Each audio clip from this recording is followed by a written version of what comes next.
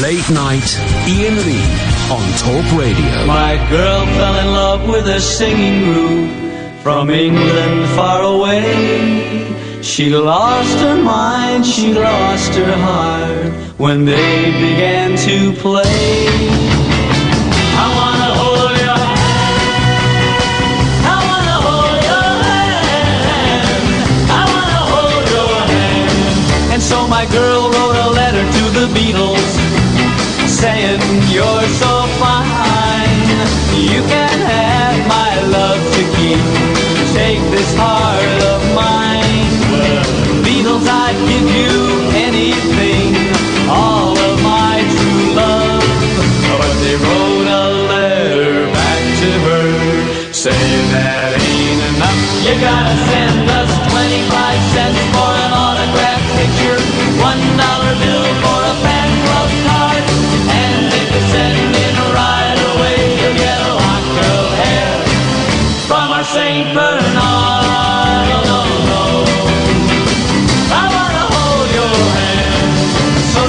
Another letter to the Beatles saying you misunderstood. It's you I love, it's you I want to have and hold for good. Well, Beatles, I'd give you anything, all of my true love. But they wrote a letter back to her saying that ain't enough. You gotta send us 25 cents for an autographed picture, $1 bill for a fan club card, and if you send it right away, you'll get a lock of hair from our St. Bernard. No, no, no, I wanna hold your hand. So she wrote a last letter to the Beatles, and now my song can end, 'cause they're all around her, making her life another heaven. Yeah, my girl and the Beatles got together, and now she's my girl no more, because she wrote, Dear Beatles, I love you very much, and furthermore, she sent them 25 cents for an autographed picture, $1 bill for a fan club card, and because she sent it right away, she got a lock of hair from her St. Bernard. Oh, no, no.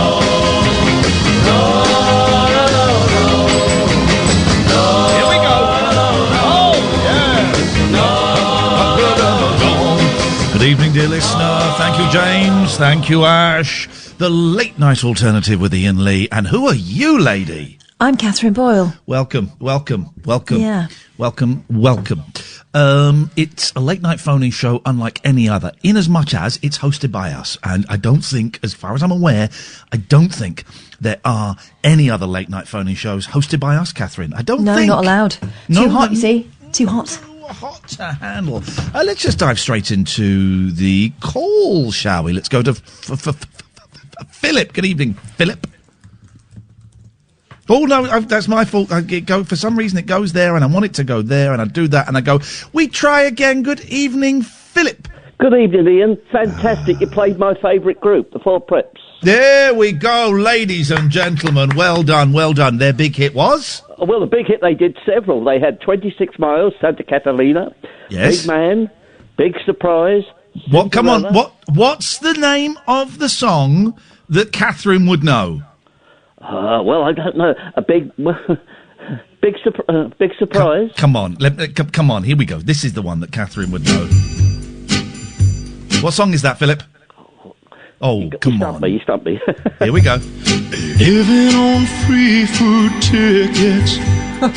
Water in the milk and the dough and the roof for the rain came in. What can you do? Gosh. Paul Young. Is that a man doing a Cher impression? Oh, I've got a Cher song coming up in a second, Kath. I'm having so much fun with this Beatles book. Yes, Philip! They made some fantastic records. More Money for You and Me is a great one, where they impersonate groups. Oh, okay. I don't know much about them. I can tell you, one of the people in the group went on to become a famous TV person producing shows, Glenn Larson. Oh, I was going to say Glenn A. Larson, who produced basically everything we ever watched in the 80s if we were teenage boys. Yes, and he was in the Four Pets. Here's the thing, Philip. I'm reading this amazing book, 1, 2, 3, 4, The Beatles in Time by Craig Brown, okay? Yes. I have never read a book like it. Apparently he wrote a book about Princess Margaret, which is written in the same style. I'm going to get it. I've never read a book like it, right? And it talks about the Beatles, but then it all kinds of it links it up like a sort of psychedelic spider's web. It's the weirdest, most incredible thing. And that song, the Letter to the Beatles, was mentioned in this book. Hence us playing it. Hence us playing it tonight.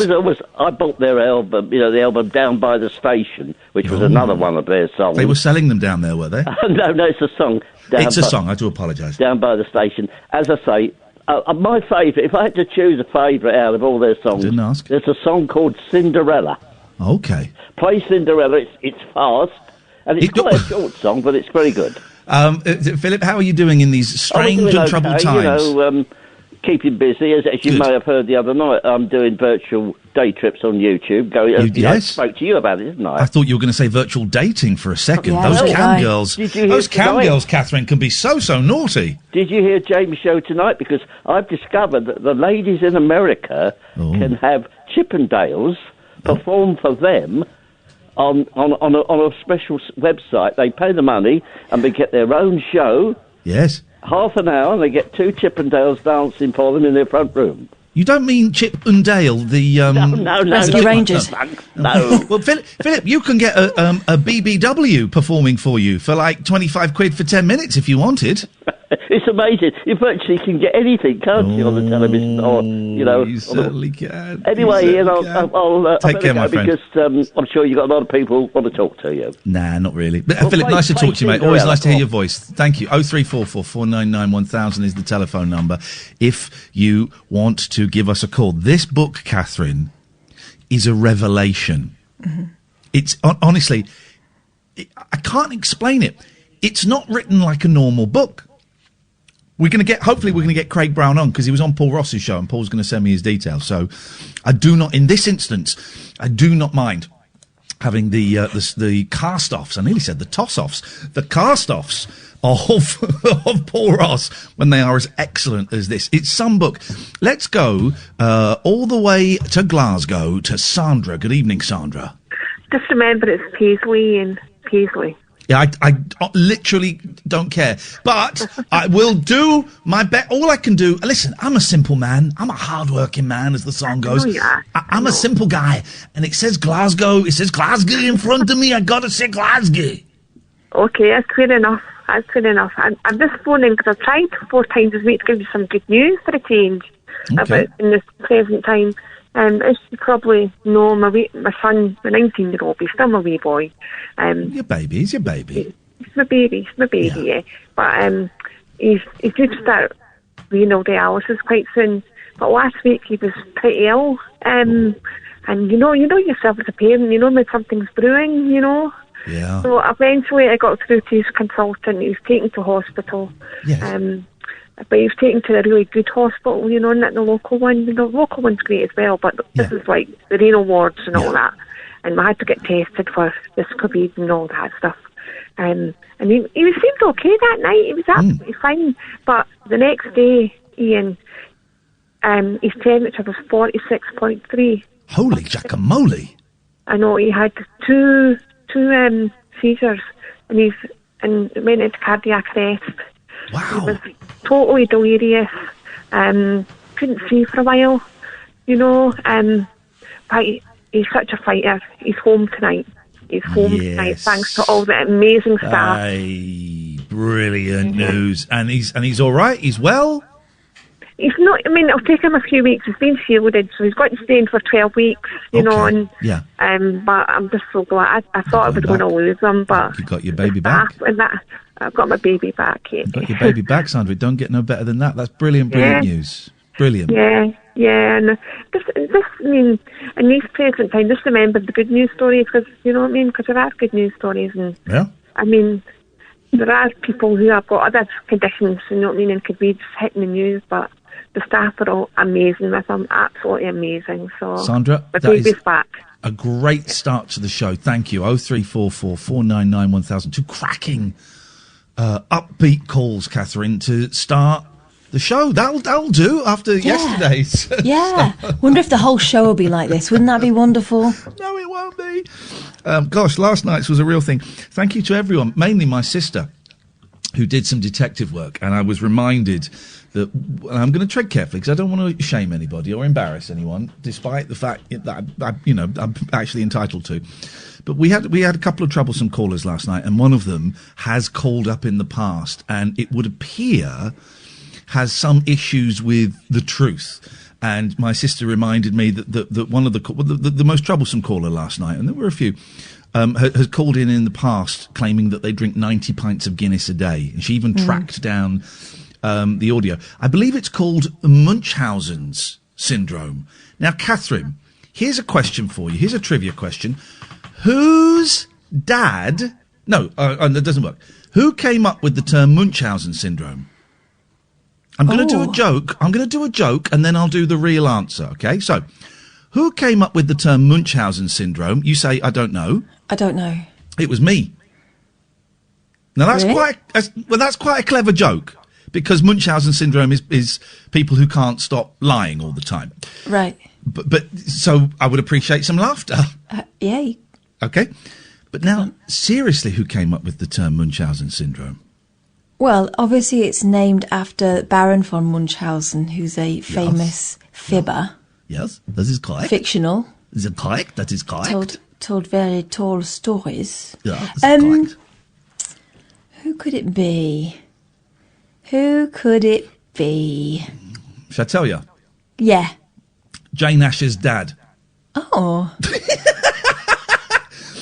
One of the facts in this book. It's incredible. Jane Ash's dad came up with the term Munchausen syndrome, and he was ridiculed at the time for using such a populist name for a condition.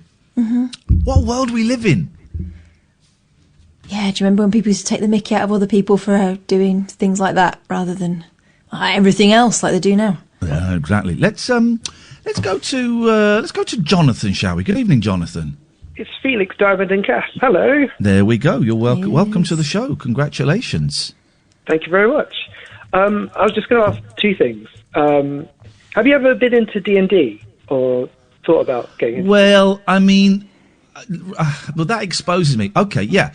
Once I paid a dominatrix, and she tied up my genitals. Yeah, I did it. I did it once. It wasn't really my cup of tea, but yeah, I had a go at it. Well, that's good to know. But that's what I meant. I mean, sorry, Dungeons and Dragons. Oh, blimey! Yeah, I played around with D&D, but I found it too faffy, and then thank God computer games came along. You would what? I'd genuinely watch you stream it. I think it'd be really entertaining because both you and Catherine have got really good imaginations, and you tell a good story, and that's pretty much all you need for. But I'd rather play it. I'd rather play it. I get it. Listen, I'm not one of those people that knocks it. I'm sure if I was involved in a session, I'm sure I'd have a lot of fun. But I prefer like playing video games where you can see it and do it and control it physically as opposed to imaginary. You can do online things these days which make it feel like a game, I suppose, but it's always going to be a touch of the imagination required. I'm not doing it! I want to play video games! I'm just saying, I would watch it. I'm a level 69 cleric. 69, eh? Nice. The other thing, do you want to choose your own adventure? Now? Right now. Yeah, go on then. Okay. You find yourself standing in a beautiful garden. It teems with all the birds of the air and all the creatures of the earth and every good thing that grows. As you explore, you feel an incredible sense of peace and rightness. Why am I exploring? I don't want to explore. I am not choosing. This is not me choosing my adventure. My adventure would be to sit down and have a doze. You begin to explore your surroundings. Okay, you don't. You see there's a gate at the western edge of the garden. Do you walk through? No. Yes or no? No. No. Okay. You wish to see more of the garden before you leave its bounds. Soon you're glad to have chosen as you did, for you find the perfect companion for all your days and nights. You come to believe you have found the new Eden as well. It seems impossible. Am I going to have sex with a hedgehog? Kath, what is he doing? You're on your own, mate. This is... God. I mean, this is right, Jonathan, goodbye, thank you. I mean, yes, he would watch it on stream, but I don't think my listeners would listen to it on radio, would they? It sounded like the beginning of a choose-your-own-adventure porno. Oh. well, I mean, Catherine, please. Oh dear. It did, 0344 499 1000. There's a knock at the door. It's a plumber, or is it? You'd never know there was a global pandemic killing tens of thousands of people, would you? This is Talk Radio. Late night, Iain Lee on Talk Radio. Today I have homeschooled, and it went all right, actually. It went all right. I'm very lucky that my boys have been set. Well, they've been set stuff, and they can kind of go into a class, like a Zoom meeting with their teacher at a point in the day. But we'd also, Catherine, and it's the first time I've done it properly since they've set up this new system. Yeah. And there was an assembly, and I thought it was going to be a live assembly, but apparently they tried that once.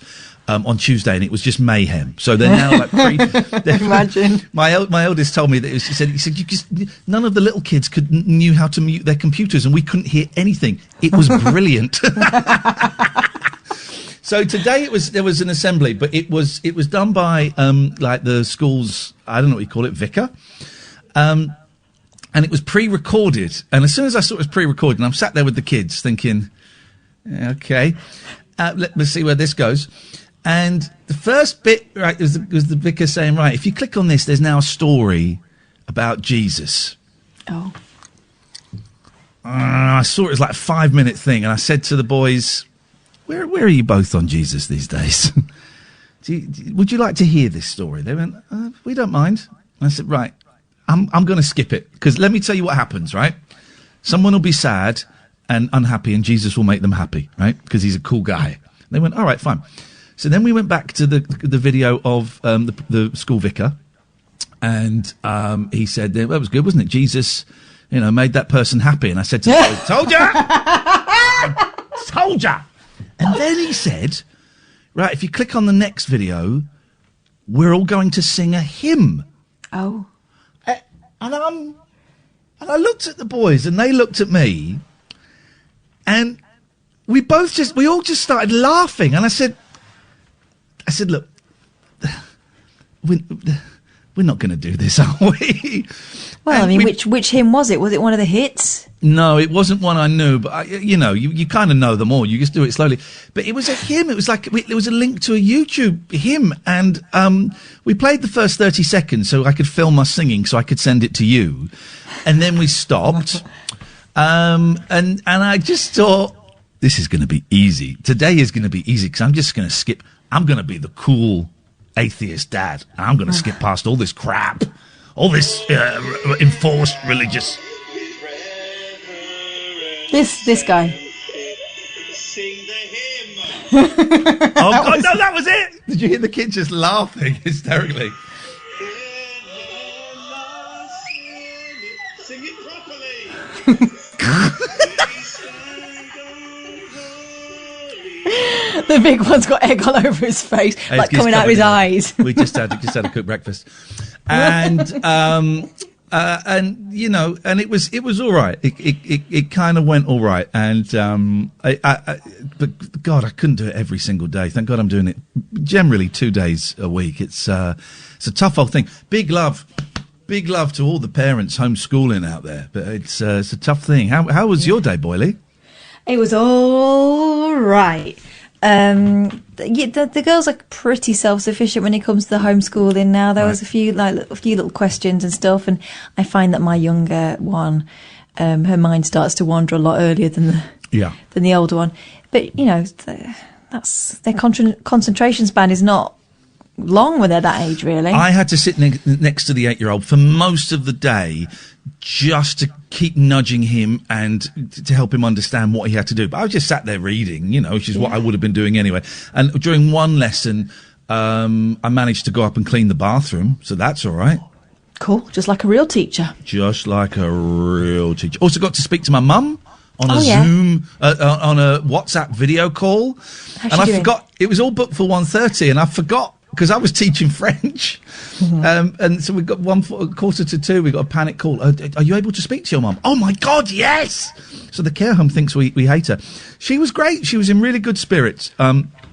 I think I spoke to her, then my sister spoke to her, and I think my mum knocked it was a carer's phone. I think she knocked it over and may have run over it but with her electric wheelchair. So that may be the last time we see her. But it was beautiful, and the boys were really excited to see her. Of course, they didn't say much. They never do in those situations, but they were excited, and I got quite emotional because I didn't think I was going to see her for months, you know, and she got to see my cats for the first time. She got to see my house for the first time. So yeah, it was wicked actually. And then I cooked a chili. That's great. We had a magic show. It was my sister's birthday. My little sister. Little sister's turned 40, huh? Yeah, she's 40. So I sent her a couple of cheeky cards, like really cheeky. Mine was a bit rude. Kids was just cheeky. Yeah. Standard how high you're old kind of cards. And then, we got Pete Heat on the Zoom and we had a half-hour magic session and minds were blown. And not just the kids either. My dad, who was quite hard to impress, thought it was brilliant. You became a star because you got Pete Heat for half an hour. Exactly, right. And then afterwards, my dad rang up, where did you find this bloke? He's amazing. I still can't work out how that happened, blah, blah, blah. And then what I didn't tell you was after I'd spoken to you, I got another phone call, this time from my mum, who said, I just want to tell you how proud I am of you and thank you so much for doing that for us. It meant the world to us and you're such a good daughter. And I was I said, are you all right? It sounded a lot like, and I'm being held, captive and I'm never going to see you again. It was one of those phone calls where you go, seriously, you all right? But yeah, very effusive. They loved it, absolutely loved it. He is good. And my sister and the boys and her husband thought it was brilliant. So big thumbs up. Do you reckon your parents smoked pot in the 60s? No. Right. No, because my parents are kind of, as far as they're concerned, that's drugs. Yeah. And also, they came to my flat once when I was a student, and one of my housemates was growing a plant on the windowsill, and I didn't realise the whole time I was talking to my parents in the living room, it was right behind me, and they didn't notice. No. I was surprised to find out that my father-in-law once smoked some weed in Los Angeles. That doesn't surprise me at all. Okie dokie. 0344 499 1000. Let's go to Paul. Good evening, Paul. Hello, mate. Paul, turn your radio off. Oh, is it on? Still hear it? Hello. That's the TV. Hold on a sec, mate. Yeah, what can we do for you? It was going so well, Catherine, with just us. Then we had to introduce couldn't last, callers. we knew this. Hello, Paul. Still there? Yes, Paul. Hello, Ian. How you doing, pal? What have you got for us, Paul? What have I got for you? Just to say hello and thank you. You ain't got to ask people twice when there's something wrong with them, have you? I love listening to you guys. I'll tell you for why. Go on. You two are a perfect foil for each other. What a team. You and Kath. What do you mean, what a team, Paul? Obviously, I'm the leader of this gang, and Kath is the hanger-on. Yeah, I don't believe that, mate. I phoned you up before, and I said, I don't know what happened to me. And I started going, boo! And Kath said, yeah, well, it depends what you're talking about, doesn't it? Isn't it, eh? Yeah, I have attacks and bad moods, and it's hard for me to have fun sometimes, but when you play your music, when you start your show, every record you've ever played, I always check it out. Oh, nice one, Paul. Thank you, mate. How are you staying sane during lockdown? Oh, dude, honestly, trying to learn the guitar. I'm your age. It's a bit too late to me, but I'm still old. giving it a crack. Yeah, old, mate. 40, 30, late 30s. And I think, you know what I do? Jiu-jitsu. Go on. Jiu-jitsu, I'll tell you for why. It never ends. You can never master it. It's like the guitar. You can never, ever master it. So it keeps you going forever. Okay. I could beat you in a fight. I could beat you in a fight and a guitar. Did you just say you've... Hang on. Did you just say you've written a song? Yeah, I've written a song today. Oh, here we go. And suddenly, the show begins. but it's about mental health. Yeah, so? And it's called Go Away Forever. It's called what? Go Away Forever.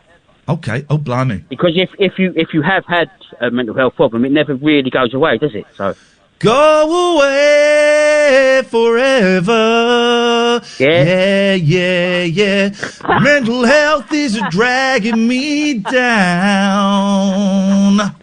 This is why my baby, she don't love me, and I'm just sitting above me saying... Oh, man, I can't get the chords out of that, can I? Am I meant to get a melody? It's a good song, man. It's a good song. I like it. You should be proud of yourself. People have attacks, bad moods. It's hard to have fun some days, but I phoned this show up. I listened to it. Nice. I think when I first phoned you, I was saying, you're going to go down to Brighton. Okay. And I did turn up. Barry from Watford weren't there, and all the others and that, but I did turn up because I love this show and I recommended it to people. Well, Paul, I mean, we got a date in Brighton on the 14th of June. Yeah. But I don't think that's going to happen. The 14th. We're doing a show at the Comedia in Brighton on the 14th of June. Tickets available now, guys.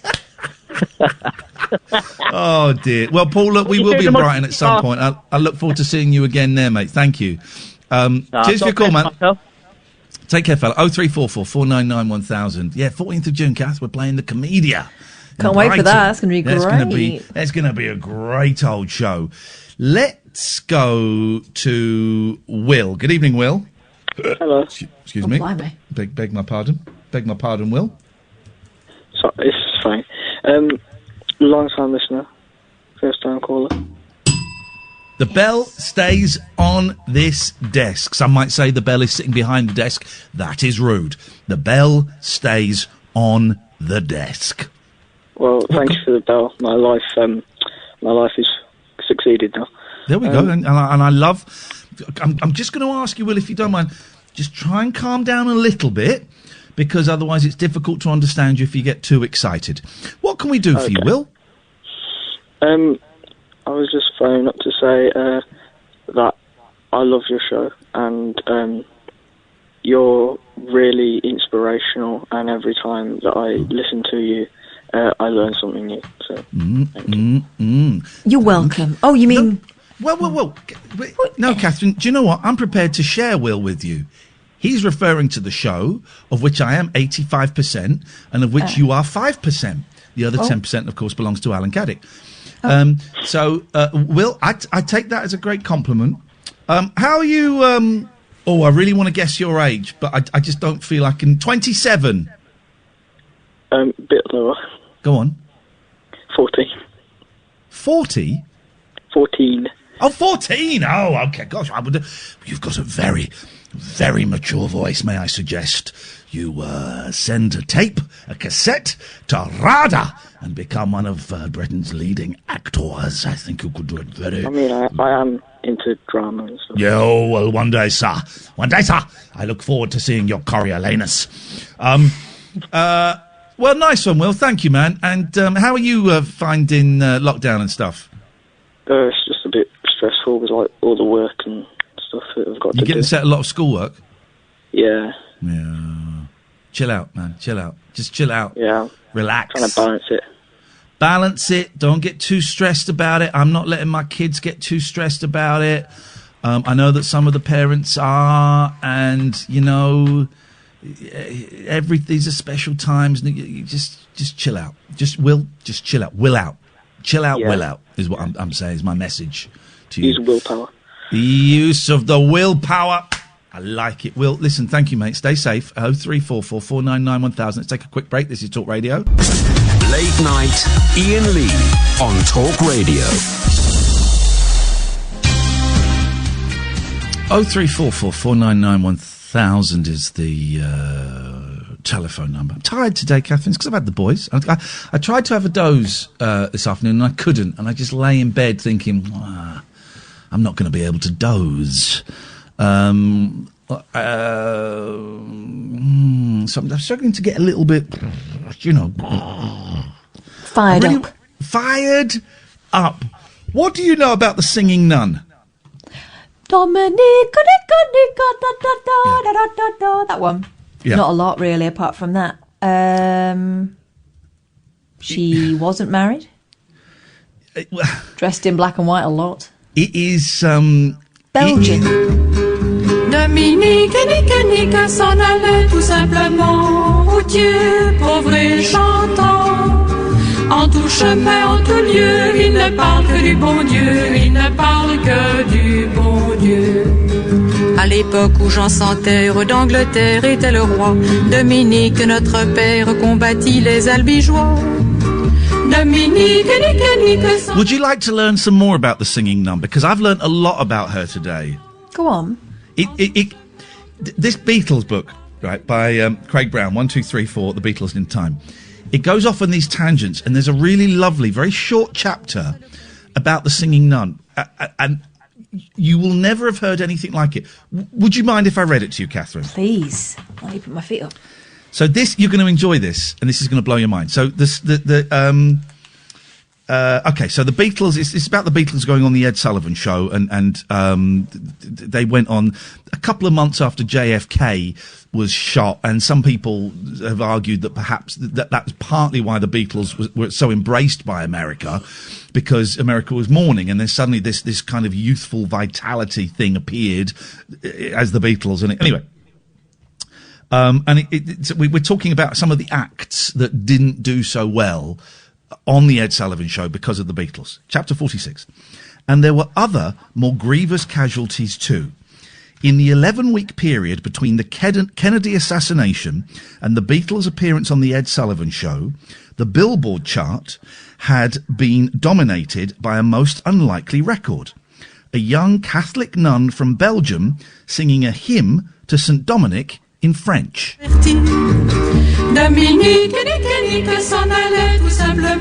In September 1959, 25-year-old Jean-Paul Marie Deckers, the daughter of a patissier, entered the convent of the missionary Dominican Sisters of Our Lady of Fitchemont to become Sister Luc Gabriel. Permitted an acoustic guitar, she would occasionally perform her own songs to her fellow nuns. Her superiors were so taken with her singing, they encouraged her to record an album by the way, this is going to get the listeners tuned in, Catherine, me reading a short biog of the Singing Nun. To be sold as a souvenir to visitors to the convent. Sister Luc Gabriel recorded it at the Philips studio in Brussels in 1961. The studio engineers passed the album to the record company executives who persuaded the convent to release the track Dominique as a single, and Sister Luc Gabriel to change her name to Sœur Sourire, or Sister Smile. The song became a hit in Belgium. Sœur Sourire. That's exactly what I said.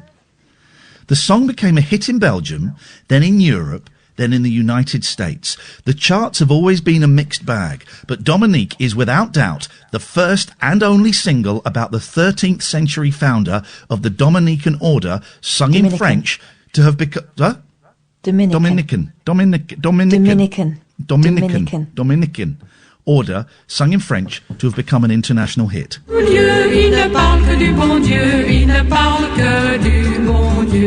Remember, this is a book about the Beatles. Sister Luc Gabriel, now nicknamed the Singing Nun, was an unlikely pop star. The money she earned from the records went straight to her convent. My superiors wanted to protect my personal religious life, and I was kept away from the whole world of the song, the spectacle, and so on. In a way, it was good. My superiors feared I would become haughty. On his talent scouting trip to Europe, Ed Sullivan had visited the convent at Fitchemont, filming the heavily bespectacled Sister Luc Gabriel, strumming her acoustic guitar and singing... Ni chameau, ni diligence, il parcourt l'Europe à pied. She became one of his most popular novelty acts ever, more popular even than the cheeky puppet Topo Gigio and the dancing bear from the Moscow State Circus. Trust me, we're going somewhere. After the assassination of President Kennedy, the American public took to the innocent, hopeful sound of the Singing Nun. It sounds a bit like this. Within a week, her album, called Her Joys, Her Songs, elbowed Louie Louie by the Kingsmen out of the way to reach number 1 in the charts. There it remained from December through January. But with the arrival of the Beatles and the release of With the Beatles, the chart career of Sister Luke Gabrielle ground to a halt. After a world tour, she retreated to the convent where she heard the news that Dominique had won a Grammy for Best Gospel or Religious Song and that her album had sold 2 million copies. We're still going somewhere, right? In 1966, Debbie Reynolds starred in the title role of a feature film called The Singing Nun, but by now, Sister Luke Gabrielle had grown notably less docile, describing the film as absolutely idiotic. Around this time, she left the convent and reverted to her old nickname, Janine Deckers. Set on pursuing a singing career, she released a succession of singles, but they were too radical for her fans to swallow. The first, a protest song against the Roman Catholic Church's attitude to birth control, was called Glory Be to God for the Golden Pill. The next was the unusually morose Sister Smile is Dead. Oh my God. Neither played to her strengths. Later, in the 1970s, her similarly downbeat album, I Am Not a Star in Heaven, also flopped. By now, she was living with a woman, though they shared a vow of celibacy and had transformed their living room into a chapel. Realising that her career as a chart topper was over, Deckers became a teacher of handicapped children. In the early 1980s, she was pursued by the Belgian authorities for $63,000 of back taxes earned on her records. But she had nothing. Not unreasonably, she argued that the convent, having taken most of her royalties, was liable for any tax. In an attempt to raise money, she re-recorded Dominique, this time to a heavy disco beat, but it failed to catch on. There's one more paragraph. It gets bleak. Oh.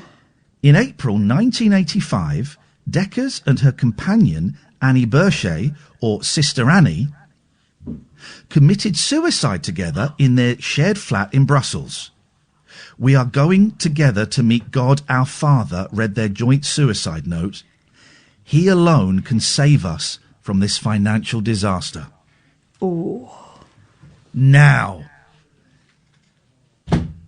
that's a chapter in a book about the Beatles.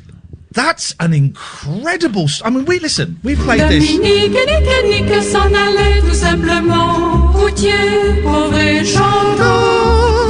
We used to play that a lot at another radio station we worked at, and it is a fun song, and but my God, what a bleak backstory, Catherine.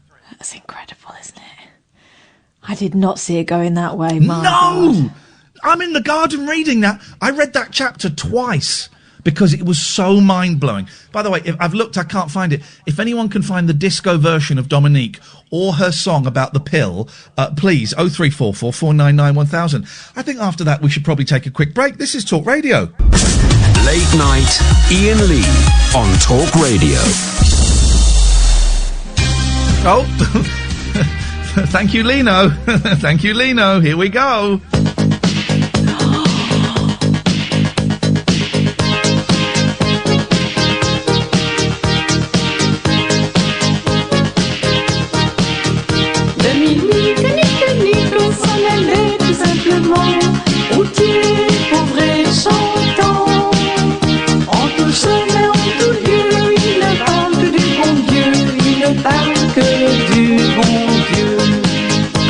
L'époque où Jean sans terre d'Angleterre était le roi, Dominique de notre père convertit les Albigeois. Dominique, Nique, s'en allait tout simplement, routier, pauvre et chantant. En tout chemin, en tout lieu, il ne parle que du bon Dieu, il ne parle que du bon Dieu. That's the saddest story ever, isn't it? Yeah. And that disco song. She'd obviously selected disco on the Casio keyboard and gone with the single-fingered chords. Sam, am I sounding okay tonight? I've had someone saying there's echo on my line, and it does feel like there's a little delay. Is it sounding okay your end, do you think, young man? Yeah, it sounds fine to me. In that case, screw those losers. Let us go to... let's go to Lee. Good evening, Lee. Me? Is your name Lee? Yes. Well, then it's you, mate. Right, okay, listen. I've got a bit of a problem. My grandmother, my wife's mum, was raped about 5 years ago.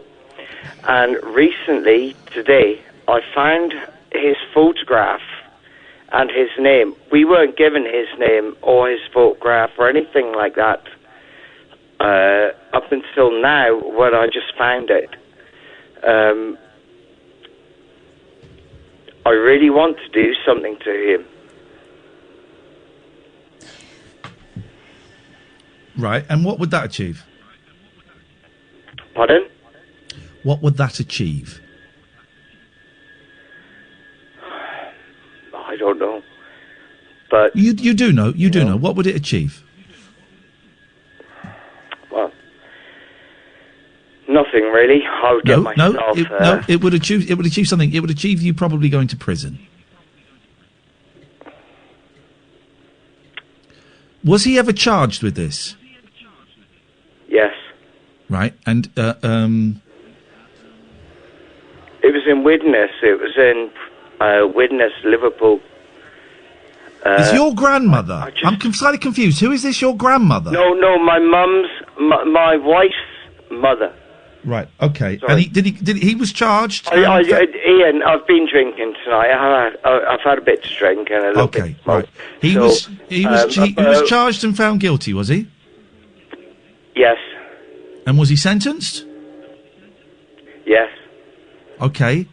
But up until now, I mean, obviously, my wife and myself, once it was dealt with, we left it dealt with. But it was just today. Have you spoken to your wife? How have you got this information? Pardon? Lee, please focus, mate, because I'm finding this hard work, okay? So please try and listen and focus. How have you got this information? I just decided to look it up today, and up until recently, we haven't been able to get photographs or information about the. Right. So how have you got this? How have you got this information today? Because I looked it up. All right, but Lee, don't do anything. Talk to your wife. Recently, up until now, Iain, this information hadn't been made available to us. Lee, talk to your wife. Lee, talk to your wife. Lee, talk to your wife. Tell her how you're feeling.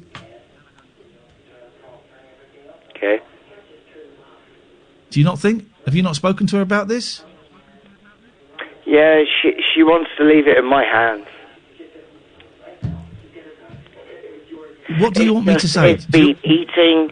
It's been eating away at me for so long. Of course it has. Of course it has. I understand. I can understand that. But you going and beating the crap out of this guy, which I'm guessing is one of the things you would like to do, is not going to, yeah, is going to get you in prison.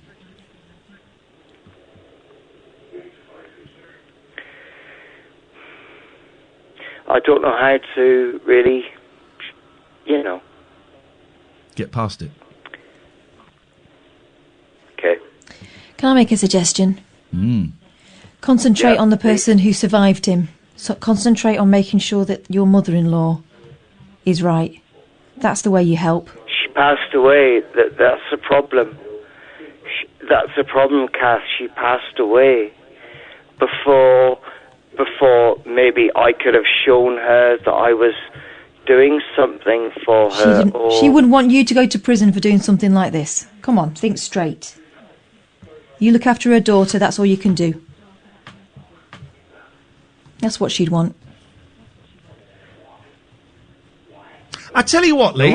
Lee, I tell you what, because I'm actually finding this quite uncomfortable and quite hard work. Call us when you're sober and you haven't had a smoke. Like that, Iain. Call us when you're sober and when you haven't had a smoke, because I feel very uncomfortable having a conversation with someone who is drunk and high when they are contemplating violence that some could possibly argue, and I'm using my words very carefully, some could possibly argue that that is justified violence. I'm not necessarily saying that's my opinion, but I cannot have this conversation with you while you are drunk and high. I'm prepared to have it with you when you've not had a drink for a couple of days and you've not had a smoke for a couple of days and you're straight. I'm very uncomfortable having it while you're not quite with it. Dude, I can't sleep. That's a different issue. Lee, I am not prepared to have this conversation with you. I am not prepared to have this conversation with you because it's unfair on us while you are high and drunk.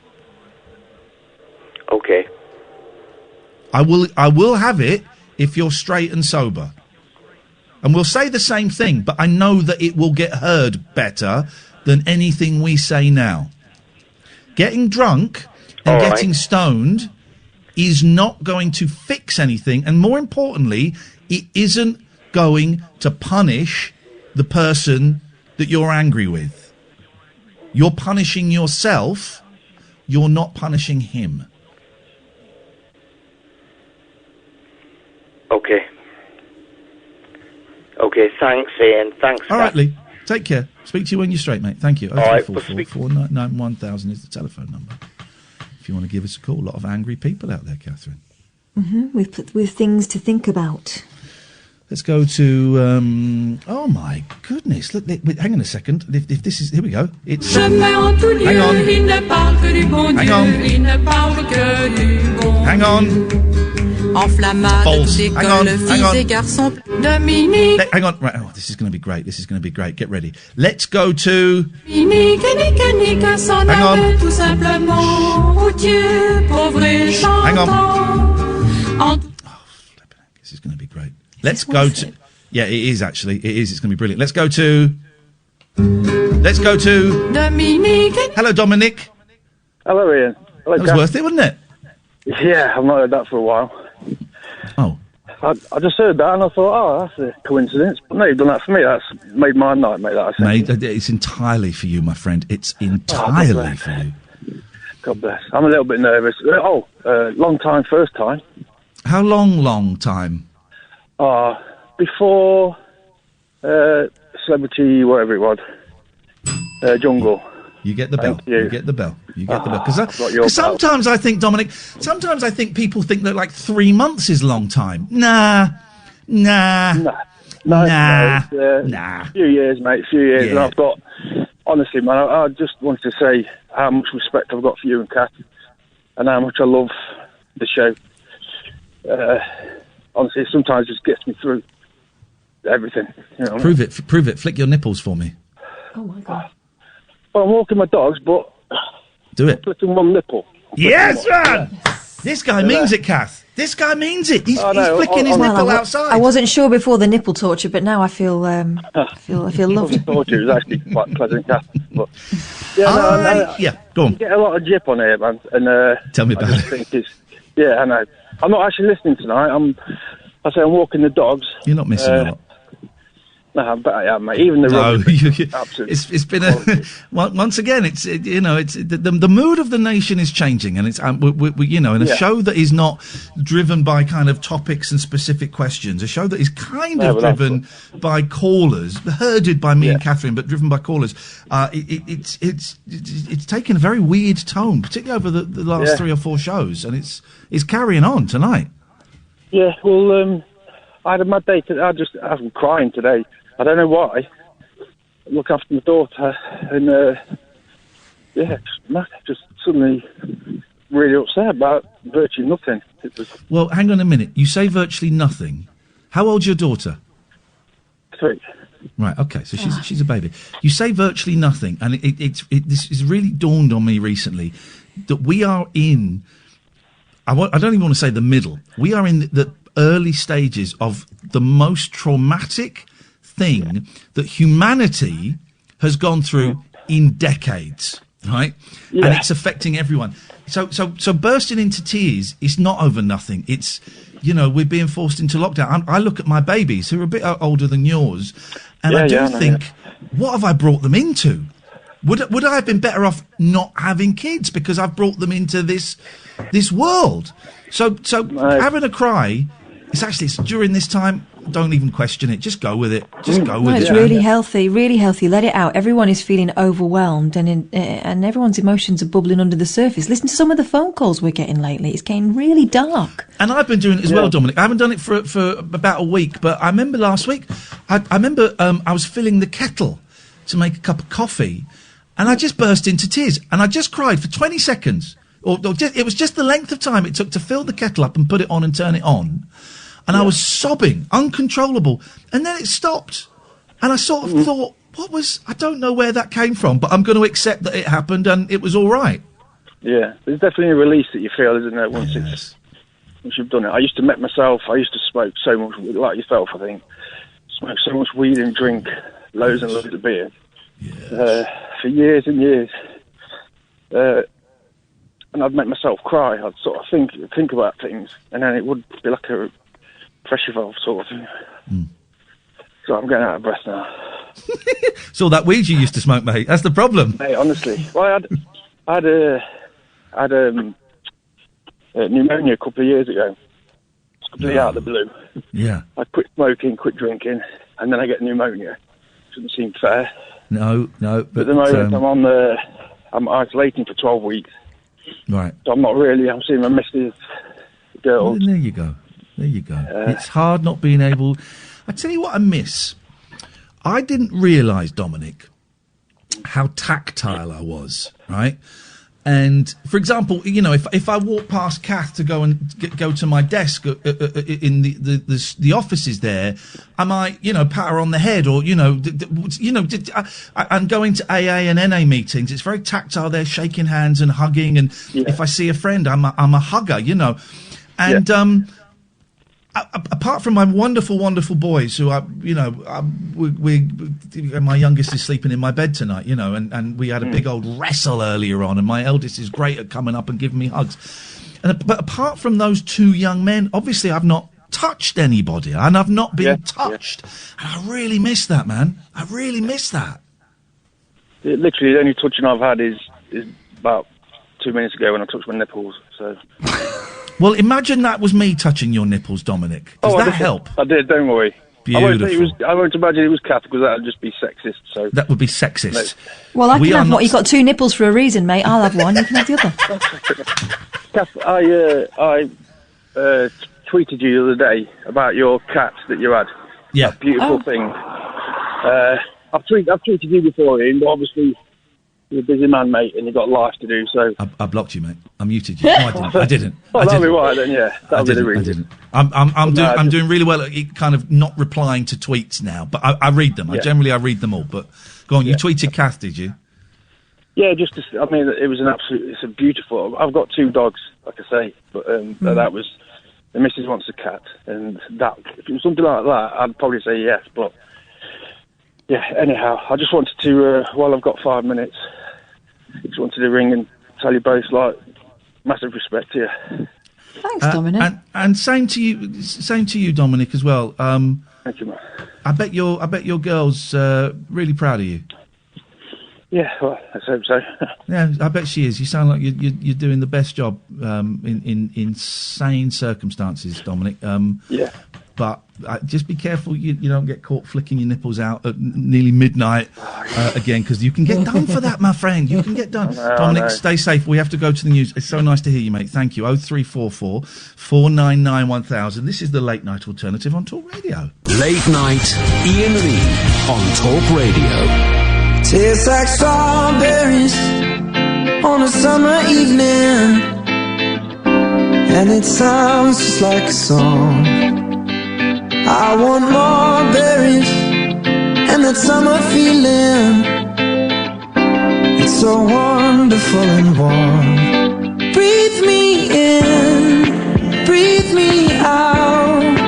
I don't know if I could ever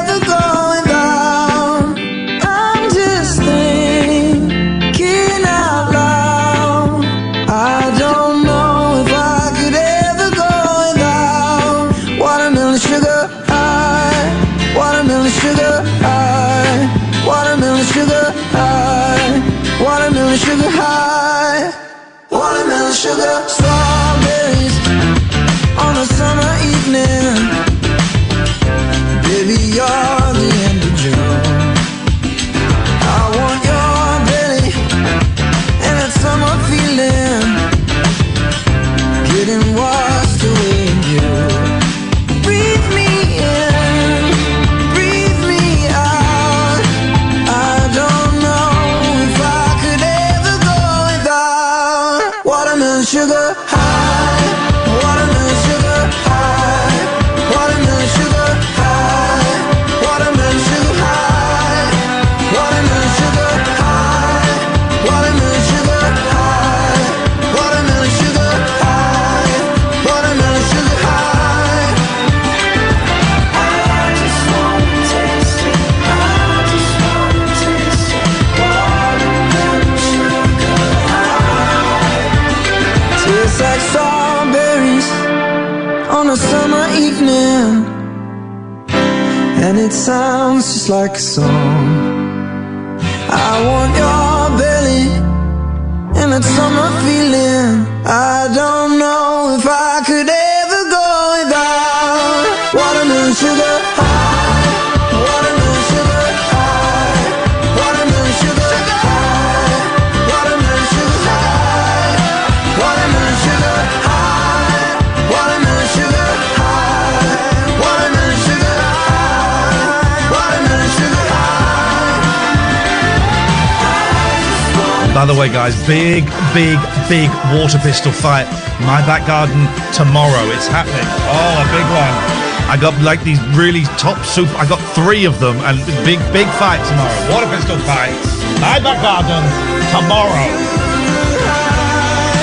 Watermelon sugar. Very big water pistol fight is happening tomorrow, Catherine, in my back garden. This is a shout out. If you're any of my neighbours on either side, you're welcome to join in. I can't stop singing that Harry Styles song. Have you heard that before? No, I hadn't heard it before. I like the idea of Harry Styles. I think he's an artist. I think he's. I don't really know. But that's my youngest's favourite song at the moment. And when he played it, I hated it. Oh, this is crap. But then I couldn't stop. When I'd be like lying in bed, and it would just be going around in my head, or I'd be like in the garden, and it would just be going around in my head. And so I thought, oh, okay, there's something here. I'm going to listen to it a bit more. I love it. I love it now. I love it. Did you see him singing with Lizzo? He sang Juice with her. No, I didn't see it. It's so good. I find it. I'll tweet it later on. It was fun. Thank you. Let's go. It's the late night alternative. It's Iain and Kath. It's Strange Times. Strange Times. 0344 499 1000. Let's go to Peter. Good evening, Peter. Hello, Iain. Hello, Peter. How's it going? What have you got for us? A band better than the Beatles. Oh, here comes a hot take. Oh, Catherine, I told you the calls have been insane recently. This is even more nuts than the first call from last night's show. Peter, fighting talk, my friend. I'd love to hear what you're going to say. Okay, count 5, psychotic reaction. Look it up on YouTube. Count 5, psychotic reaction. Which is the band name and which is the... The band name is Count 5. Watch the video. No. Okay. I'm not watching the video. Listen to the song. All right, here we go.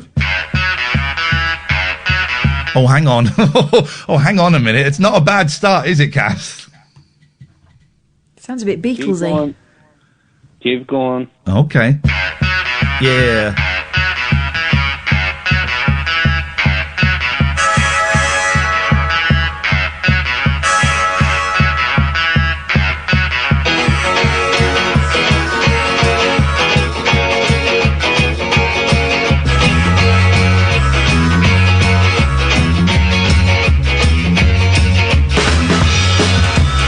Okay, it's building up. I mean, this is called a build.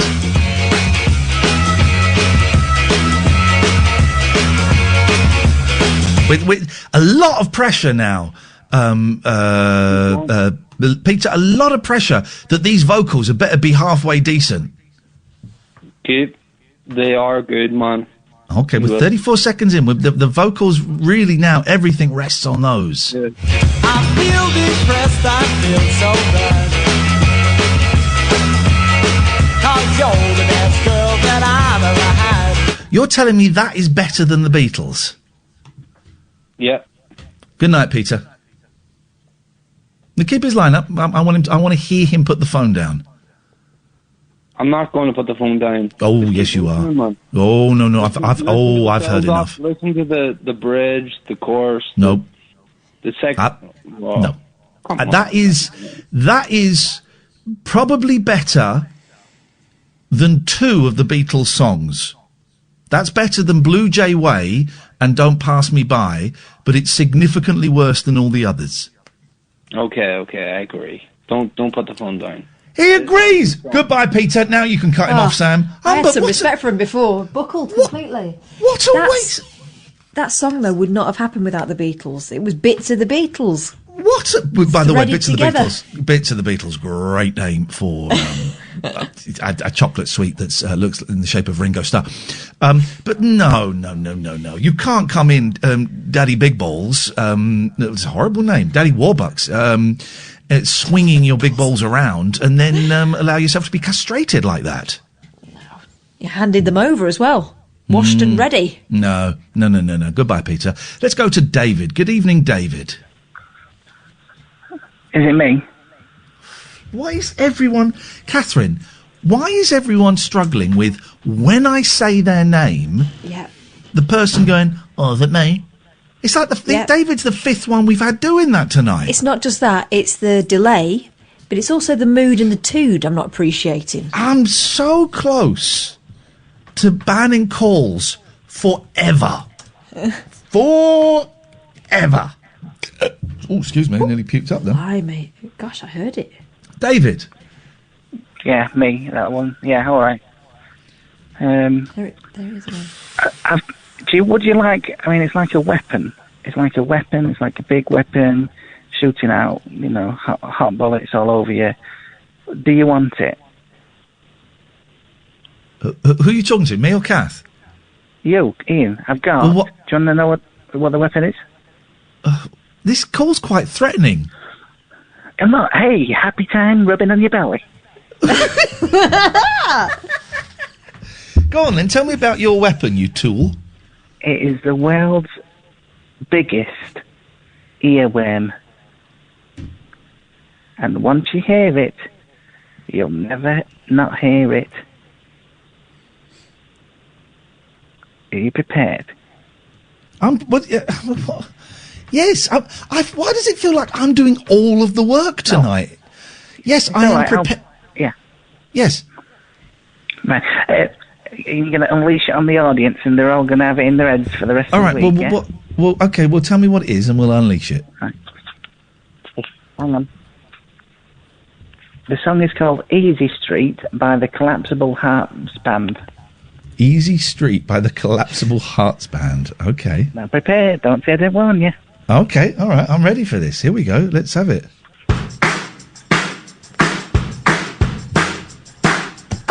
We're on Easy Street, and it feels so sweet. Hang on a second.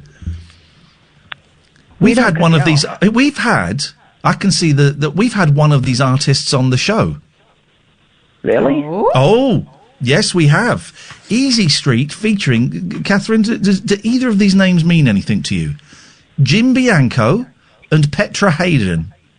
Yes. We had Petra Hayden. We had Petra on the show, didn't we? Mm-hmm.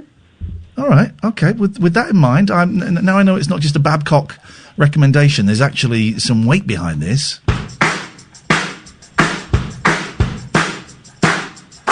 We're on Easy Street, and it feels so sweet, 'cause the world is but a treat when you're on Easy Street, and we're breaking out the good champagne. We're sitting pretty on the gravy train, and when we sing, every sweet refrain repeats right here on Easy Street. It's our moment in the sun, and it's only just Yes, okay. You'll have it in your head forever. Well, I won't. Street. There we are. She has. Okay. And also, I was playing that on my top-of-the-range shower Bluetooth speaker, and I've got to say, if you've not got one already... Wow. Now, so what? Now, what is a shower speaker? So it's not a shower radio. No, it's a shower speaker. Tell me about it. Tell me about this. How does this work? Right, it's got a suction pad on the back of it, and you suck it on a wall. In your shower. You suck it on a wall. Yeah, right. You can laugh all you want, wise guy. This will revolutionise your life. It won't. It will, and it's got a little clip in case the suction pad falls off. It clipped in it. It's like harnessed.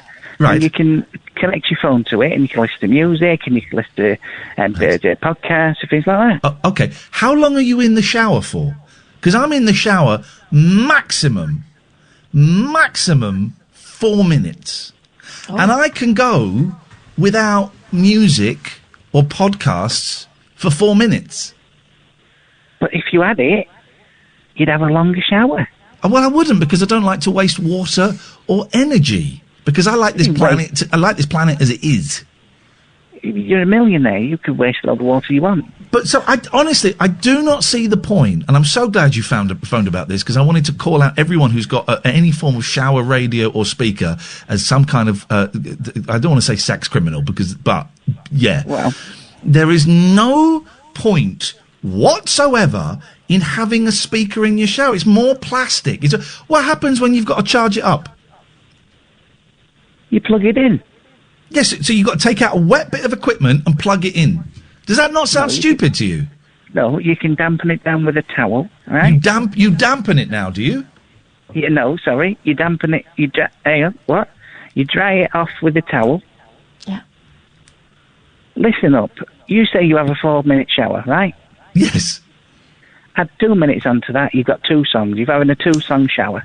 Catherine? I like a musical shower. I haven't got a speaker in the shower anymore. We used to, but I found that they got all a bit annoying. But so I have a speaker outside the shower, a Bluetooth speaker, and I find that from golden slumbers to the end is just enough for me to get in, have a good lather up, and shampoo my hair twice and condition it. What I do is I have music coming out of my telephone now. I've got into the 21st century. I have music coming out of my telephone or Radio 4 Extra, and I put it on the bath. And I get in the shower, and I miss 3 minutes of broadcast. If I really miss it, I can rewind it. Otherwise, I get on with my life. No. What you want to do is pump up the volume, pump up the volume, dance. Oh, can you hear me? I've been panting like a dog here. Unfortunately, we can hear you, and that panting is disgusting, mate. So, I'm Iain Lee, right? Oh, Jesus. Bending down, taking down my panties. I've just run the shower. I'm just going to pop my phone on the side. Oh, it's all tinny. And so, when I'm in the shower, I can't actually hear it. Now, rewind. I'm Iain Lee. I'm just bending down, do a little fart, taking down my panties. Oh, Jesus. Who knows about your panties? Sorry.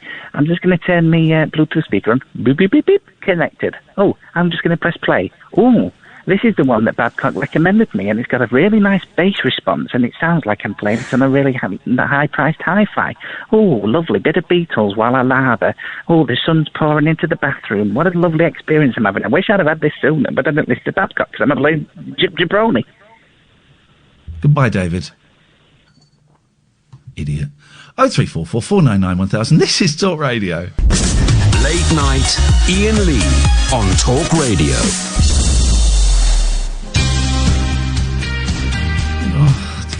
Let's go to Raina. Good evening, Raina.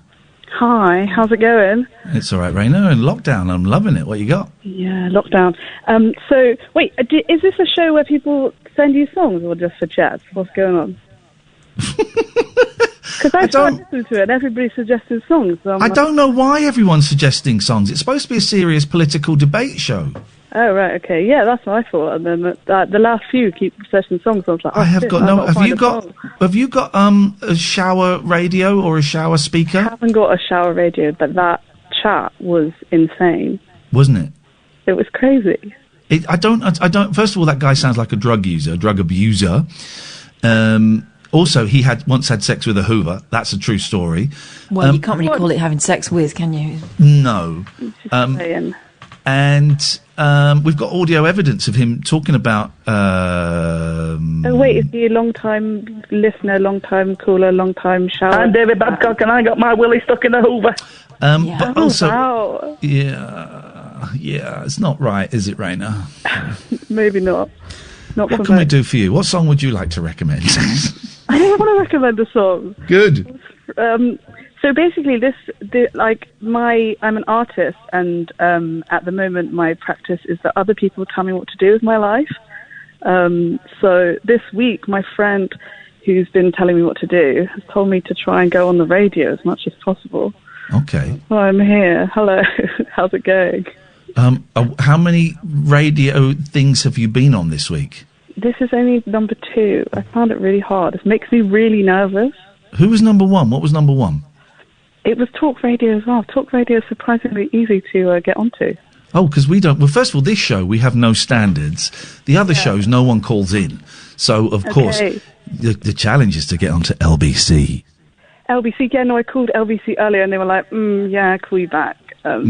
And I was like, all right, I know Call you you would. back thing. Oh, yeah. What are they talking about? I'll give you some tips on how you get on LBC. What are they talking about? Yeah, well, I mean, what are they talking about? Coronavirus. Can you blame it on the immigrants? You get straight on. LBC, I don't want to say something bad. I've got a joke for you guys. No, but tell them that's what you're going to say and then talk about what you want once you're on. LBC have got a Corona boner. Absolutely. They're so hot for Corona. Isn't it? It's mad. Yeah. Isn't it? Yeah. So Well, can I I mean, tell you what to do with your life? Yeah, you could next week, definitely. All right. Should we do Okay. it? I've got a good one. Yeah. Do you want to know now? Well, I don't know. Maybe we've got to do it next week. Do it. All right. Do it next week. But you've got to do it. Yeah, no, 100%. I've been doing everything everybody says. I've been doing it for like 9 weeks. What other suggestions have you had? What have you been doing? Well, someone made me eat meat for the first time ever in my life, which was You horrendous. didn't eat meat as a toddler? No, never. I've never eaten meat before. What? Your parents were vegetarian, were they, or vegan? Yeah, vegetarian. Okay. Yeah. Okay. Yeah. What meat did you have? He told me to get like a sausage roll. Oh, that's not real meat. Really pink and really looks like flesh. It really gives me the heebie-jeebies. And then I had one bite and I couldn't do it. So me and my daughter took it home and I buried it in the garden. And then the next day I did 4 poos in the space of half an hour. I like you. You're my kind of woman. If you give it like 2 weeks, you'll get a sausage roll tree growing there. It's just a trail tree. No, oh my God, that's what that is. She did a quad dump. She did a quad dump the first time after eating meat for the first time ever. I love it. Yeah. What So else your have you body done? was going, oh, what's this? Out now. What else have you done? I swam in the sea in February, which was like being stabbed with lots of knives. Yeah. And then just like lots and like more activities than I've done in my whole entire life. So like contemporary dance classes and going to a choir and just those, yeah. But it's supposed to be to do with my well-being. That's the disclaimer there for you. And for what purpose are you doing this? What is any of this being recorded, or is it just the experience? That is the art. So the experience is 100%. That's the art. So it's like conceptual activity-based art. Oh, I love it. I love it. Yeah, good. Well, but then so I record it as well. So that's like a documentation, which is the second nature to the art. But I do record it, and so it starts with like a counselling session with the person who's going to control my life, where we talk about just who I am and how I feel and stuff, and then they just decide. Well, it's up to you, so you have as much or as little control over me as you like. But what are there limits? So the limit is, so my line is, if you ask me to do something which I can't see why you've asked me to do it, then I won't do it. You know, like somebody asked me to eat meat and I didn't want to do it, but I understand why that could be somebody's point of view, that's a good thing to do. So I'll do it. Like, I want to see where you're coming from, you know. But then if somebody was just like, lie on the street, well, I mean, even that I could see why someone might think that could be good for you. I don't know, you know. But yeah, that's the limit. One of my favourite, I love stuff like this, and my favourite, do you remember, Catherine? I can't remember how I got in touch with her. There was some art festival, and some of it was conceptual. It was a few years, about 3 or 4 years ago, it was when I was working there. Some of it was conceptual. And one of the people was a woman, and you had to text her, you had to WhatsApp her or email her or something. You had to send her your phone number. Yes. It was WhatsApp. You had to WhatsApp her your phone number. And at some point in the future, she would send you a video of her falling over. What? It was brilliant. And so I sent her my number. Did you have to tell her where to fall over or anything, or was it just... I wonder if I've still got the... Didn't you have an input into the scenario? I don't know if I did. Let me just have a look, see if it's still... Yeah, that's amazing. I'd love to know who that is. It was... I'm just going through all my WhatsApp messages, because it was done on WhatsApp. And then, like, ages later... I've got a feeling I've lost it. Then ages later, like 3 months later, I got a video of her falling over. Yeah. Oh my God! And were you shocked? Were you like surprised that did you forget, or did you know? I'd forgotten about it. Yeah, I'd forgotten about it. And then it was this weird, like 20-second clip of her walking. I seem to remember, I haven't got it, of her. I think it was on my old phone, of her walking along a street, and then she just sort of fell over. But it was a proper fall, and it was brilliant. And I nearly got her on the show, but she was kind of hesitant because she was like, "Well, what would I talk about?" And then it didn't happen in the end. But She did fall over. We can verify because we saw it. Yeah, that's amazing. I've lost it. I've lost her thing. If anyone knows, can someone tweet me? Because. It was just the best thing ever, which is why, Raina, I'm so happily embracing your wonderful attitude and performance.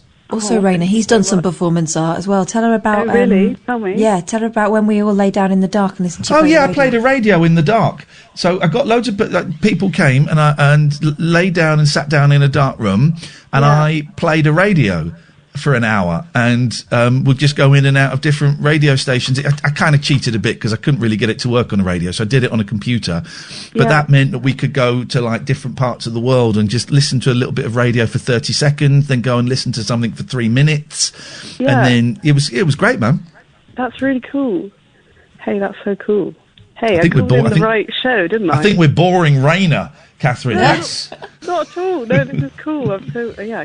Cool. All right, well, give us a call next week and let us know how things are going.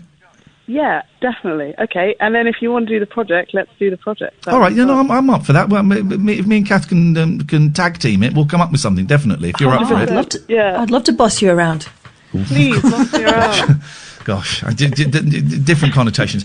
Raina, really nice to meet you. Best of luck. I hope you get onto some more... by the way, hey, listen... who should I call? Do you have any tips? I'll tell you exactly who you should call. You should call up BBC 5 Live after 1 o'clock. Tonight it's probably Dotton, or it might be Jim. They're both really, really nice guys. Yeah. But what you need is a line. You can't go on and go, hey, I'm...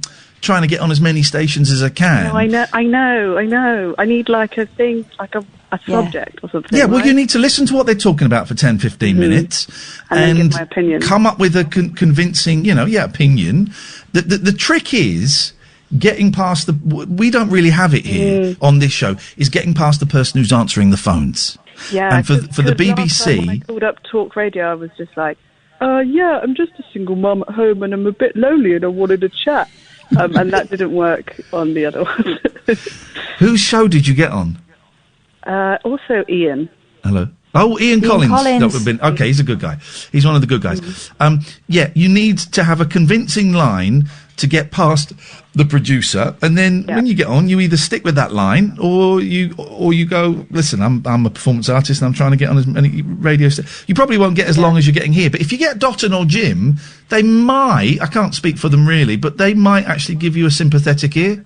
I think that now that we've had this discussion about it and it's been such a good one, I don't want to go for this angle every time. I want to be I want to give a different topic each time. I want do it. Then do it. Yeah. New. So yeah. Well, maybe there is something you want to say to him if you listen to him. Like Iain says, give him 10 minutes beforehand and think, right, okay, what can I bring? But they're good people. They're good people, and it's achievable to get on there, and it's national station, man. Yeah, that was actually my plan, was to stay up till 1 a.m. So yes, cosmic. This is cosmic. Nice. This is cosmic, baby. Hey, nice one, Raina. I'll be listening after 1 to 5 Live, because the guy on this station after me gets right on my tits. All right. No, please don't tell Daryl I said that. Please don't tell Daryl I said that. Raina, we'll speak to you soon, and maybe I'll hear you after 1 o'clock. Cool. Sound. Lots of love. See you later. Bye. Bye. I love that. Oh, I love that, Kath. I'm in. 0344 499 1000. We'll have a quick break, and then it's Barry from Watford. Okay, it's Talk Radio. Late night, Iain Lee on Talk Radio.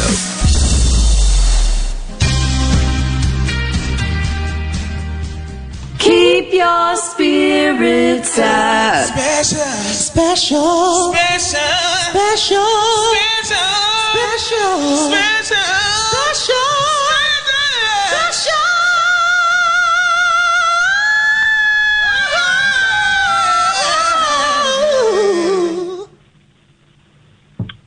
And go. Keeping your spirits up, special. Barry from Watford. Come on, guys, keep your spirits up. We're all right. Hang on a minute, Barry. You can't. You're not going to keep people's spirits up simply by going, "Come on, guys, keep your spirits up." You've got to do something to raise the spirits. Well, that was the preamble to what I was going to do. Away you go. Well, I was going to have a discussion with you, really. Okay. You're sounding very old tonight. Oh, I'm very tired, but I've had a couple of drinks, I'll be honest with you.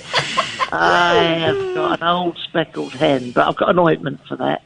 And then I had... What happened with Margaret? Because we don't really hear... I think in all the... I say it must be 16 years you've been calling me. Yeah. I think we've only heard Margaret twice. Well, she likes to go to bed early, and you tend to do your shows of an evening. Yes, very late. A number of years now, late on, Yes. So she's up there listening. Through choice. She's got the wireless on. She's twiddling away with her little button there while I'm down there in the kitchen talking to you, flicking away and onto different stations. And what I am doing is having a chat with you before I go up there and give a lovely little cuddle, nestle my nose into the gingery fuzz of her ear and whisper sweet nothings. Sweet nothings, sweet nothings, sweet nothings. My thing I wanted to talk to you about... I don't think you're actually just supposed to say sweet nothings when you whisper sweet nothings. Something romantic. Yes, I want to lick your thighs. I want to nibble your gingery fuzz of your ear with my teeth. And while my teeth are doing that, my mouth is going to be doing something to another part of your body. Exactly. Well, I can leave the nature of being this age, I can leave my teeth up there and go elsewhere. You can go and gum her off somewhere else. Oh, my God. That's a term. Goody, gum. That's what I try. The goody, gum.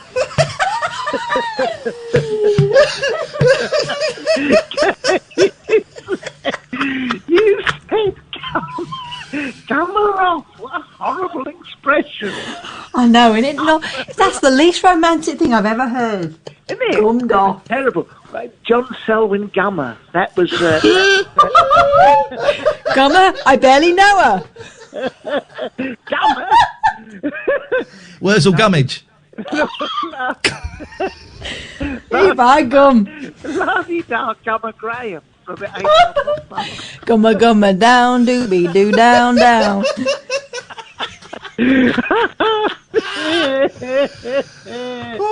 the gumbleweeds. Now.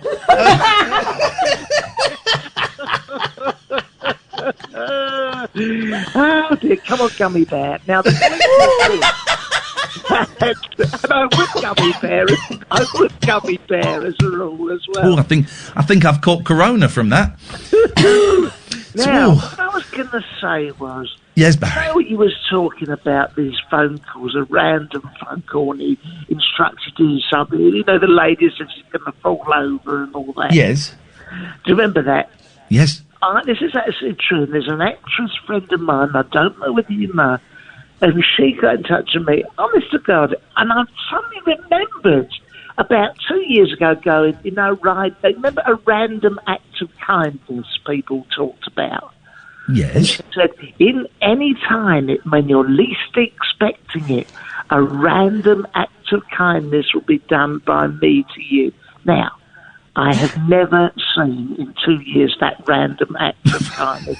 Is it time for me to get in touch and say, you've got a big mouth, you can promise it, but can you come up with it, please? So hang on, did you pay her for this? No, it's just it was a phase we were going, you know, I'm just going to do this thing for you. You must have heard of that, and random, please people, you've heard of it, a random act of kindness. Yes, but I don't understand what she said she would do this for you. Yeah, it come through to me on Facebook Messenger when you least expect it. A randy act. A randy act.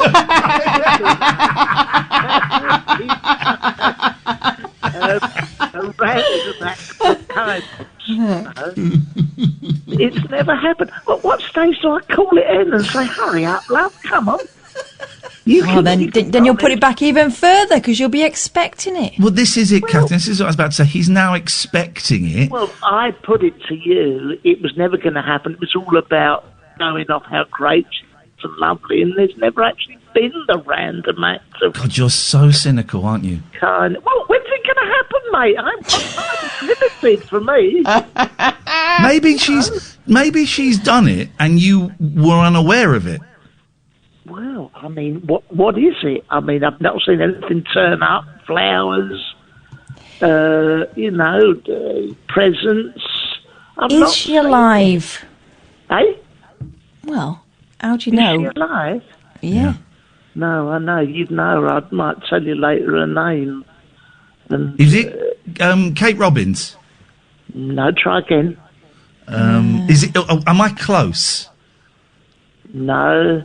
Okay. Is it June Sarpong? No.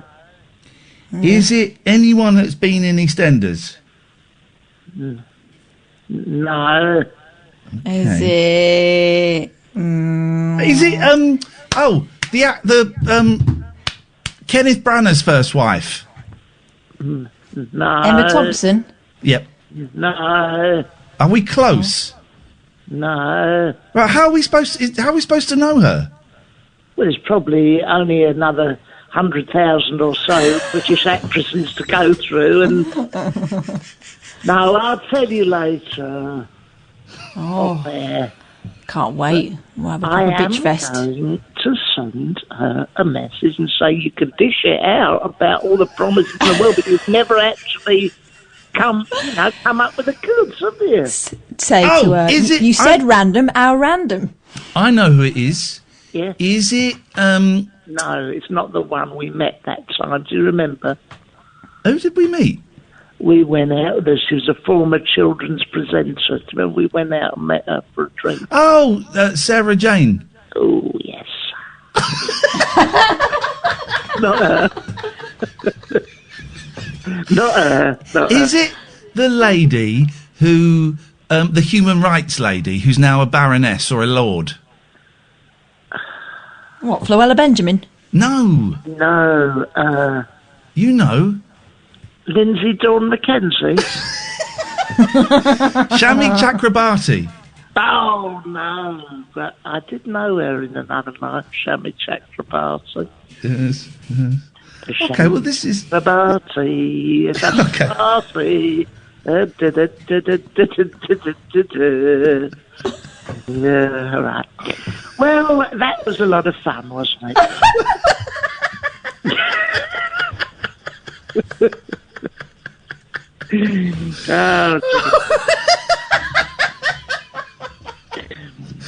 Oh God, I can't wait for lockdown to end. Okay, all right. Well, thank you, Barry. That was one. I'm going to say it, one of the top 20 Keep Your Spirit Up specials that we've had. Super. Well, good luck, everyone. It's another day tomorrow, and it'll all get better soon. Night night. Night night. Oh. Night night, Barry. Night night. He's still there. I thought he'd gone. There we go. He's gone now. Oh my word! I've got no idea what's happening. I think we Was need it to break Kate this. Winslet? We'll He's never gone. know. It's Talk Radio. Late night, Iain Lee on Talk Radio. I can't find anything online about this performance artist who you text and then at some point in the future she sends you a video of her falling over. It was wonderful. I loved it, and I seem to remember she may have been Australian or she may have been going to Australia. Australia definitely featured. But I just had a quick Google and I can't find anything about her, and I'm not sure what you would type in. I've typed in female performance artist who falls over, and because I don't know what else you would type in. Yeah, I tried that while you were talking about her earlier on. I couldn't find anything. Doesn't really come up with anything, does it? Was it before Twitter was a massive thing? No, it was while I was at while we were here, while we were at Talk Radio. Twitter was definitely a thing then. If anyone, I mean, I don't know if anyone's even listening tonight because I don't understand why Twitter is not alight with people going, well, obviously, Iain, it was, such and such. Yeah, falling over woman. I don't know. Falling over. Australian.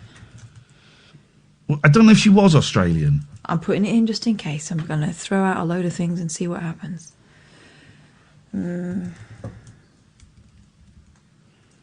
Video.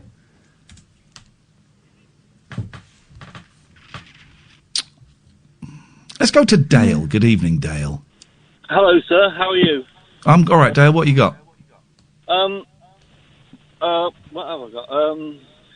I got a rock and roll story for you. You've got what? Sorry, the line keeps dropping out. It's a technical thing our end. It's not you. But go on. What have you got? I've got a little rock and roll story for you. Let's have it, baby. I love my rock. I love my roll. I love my as well. So let's have it. Oh, by the way, I'm listening. So don't worry about that. There we go. Perfect. We're doing it for you. Tonight's show is dedicated to Dale. Okay. Well, anyway, a few years ago, can I play you a song? It's going back a few months now, but I heard you told me about your little cat dying. Yes. And it was about 4 a.m, and I woke up and I heard these chords in my head that I'd never heard before. Wow. And I wrote a song around it. Okay. But do you mind if I play a little bit of it? Is this the rock and roll story? Oh no, the rock and roll story was a friend of mine decided to find his mother when he was 30, and it was Linda McCartney's best friend in America, and he bought a hotel in the sticks in the Cotswold, and he got me to play piano there every Saturday night. Yeah. And anyway, I would turn up every Saturday night, and this guy would walk in around about 12 o'clock at midnight, and I thought, I know that face, but I can't sort of put it to anyone. Do you know what I mean? And then a couple of weeks later, he came in again, and it was the Who bass guitarist, Entwistle. I thought you were going to say Paul McCartney. It's a big leap Yes, from okay. McCartney to Entwistle. No, his mother was the guy. My friend tried to find his mother, and it was Linda McCartney's best mate in Arizona. Yeah, Okay. you went from that story to the... It's fine. It's a good story. Then he. Well, yeah. Okay, sorry. It's I'm a bit drunk. Right. But, hang on a minute. Hang on a minute. So just calm down for a second, because Sam has typed on my screen, it's Paige Ginn is the person who falls over. Yet when I go to Paige Ginn's Instagram, it's just like loads of ass shots. I don't think that's the same person. I mean, geez, that's a lot of ass. What is this? I feel uncomfortable looking at that with my kids in the house. Hang on a minute. Maybe I've spelt it wrong. Let me if I take out... No. Oh, the girl who fake falls. Paige Ginn. The girl who fake falls. How did you... Sam, come on to speak to me. How did you find this out? Sorry, someone just phoned in and gave me that name. I don't know if it's the same. No, person. it's not. This is It's a not. YouTuber. Yeah, it's this... Yeah.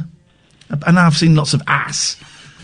Oh, man. And she does a lot of farting with powder in her bum and stuff as well. Okay. So it causes a scene. Okay. Hashtag scenes. Wrong. It's not that. It's not the person. Anyway, Dale. Yes. So you saw John Entwistle. Yeah, and he was very nice, and he gave us tickets to the Who's Quadrophenia tour. Yes. He gave us both tickets to go backstage and everything. You know, it was the last story. It was the last day of their concert of Quadrophenia.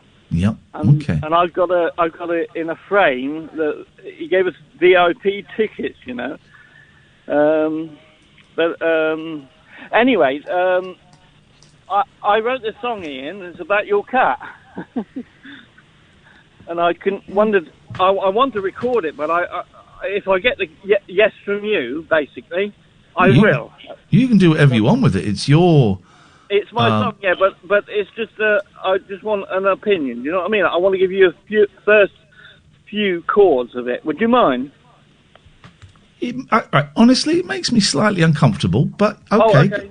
Okay. No, problem. you away you go. Let's have a listen. It was about another cat as well, so I'd heard the story early in the day, but the chords I'd never heard before. Okay. Take my hand, take my love. After all, it's all we've got. Oh, Hold your heart. It's Thursday, isn't it? In my hand, written in the stars above. I know what you're going through. I've been there before. This has got to do with cats. I was going to say, what's this about? It's only life, they say,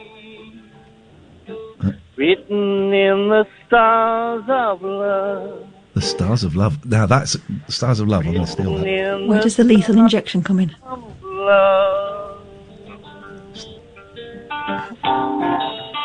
That's as far as I want to go, but should I? You record it if you want. Yeah, sure. If I want. Do you like it, or is it no good? Well, I mean, what does my opinion matter? Quite a lot.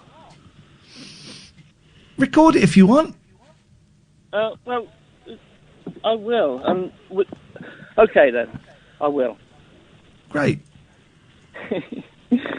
Thank you for your time. Why is this going? Why is this all going so weird? What is going? It's going. I'm going to go and sit on the sofa, Kath. I'm completely drunk, Ian. It's all going a bit weird, Kath, isn't it?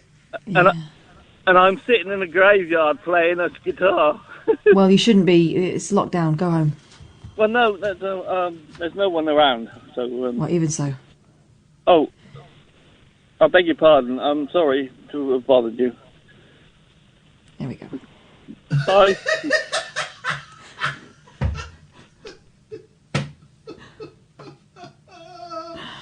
Drunk people. I'm not coming back.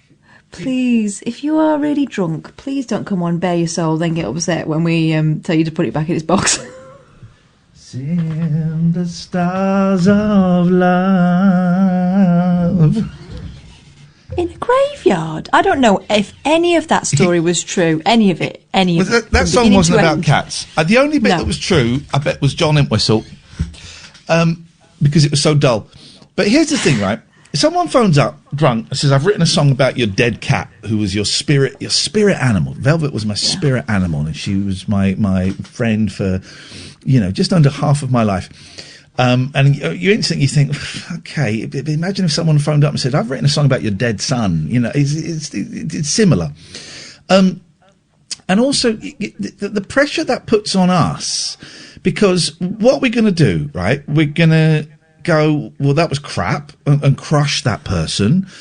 Or does, the chances of me really, really loving it are very, very slim. I don't know what's going on, Catherine. Tell you what's not going on. Big drinks of water. People need to stay hydrated, otherwise it all goes pear-shaped. Doesn't it? I don't know if the show is... I don't know if the show...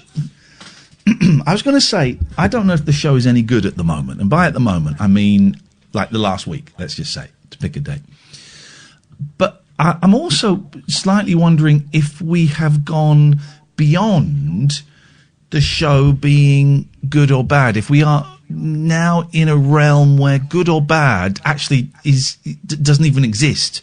Yeah. The show just is.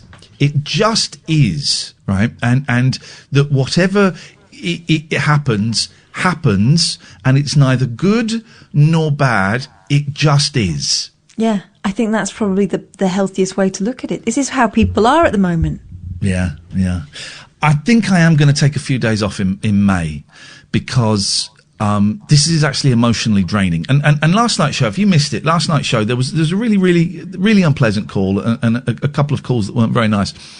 And I was fine, actually. A load of people saying, "I hope you're fine. I hope you're all right after." And I was actually fine. I was angry more than, I certainly wasn't upset by it or scared or feeling responsible. The calls were so over the top that I felt absolutely zero responsibility towards those people. But I did feel a bit angry. But it's tiring, isn't it? It's tiring having so much responsibility is not quite the right word, but people looking to us to solve their problems, and that's actually what we've had. We had that last night with Bill, and we had that tonight with Lee, who I notice has been calling in a bit more, and we've had a few other things where we have been asked to solve problems, and whatever we say, someone somewhere will not be happy with it. Yeah. And will call us out for it. And they might call us out like Kieran did last night by phoning up and making a story about being in a car with his children. Or it might be on Twitter, or it might be on the texts that I can see here. And we've had it from all of those places. A minority, most people went flipping. They were idiots. But, and it's just, it's constant battering for having different opinions and not saying what other people would like us to have said. Yeah, I think some people are ringing up because they are feeling lonely and empty, and they are faced with their problems and they can't swerve them as they would do if they could get out, right? And we are only ever going to disappoint because we cannot fix people. What we can do is nudge you in the right direction so you can start working on yourself. But if you're coming to us expecting us to mend things without any input from you, it's not going to happen.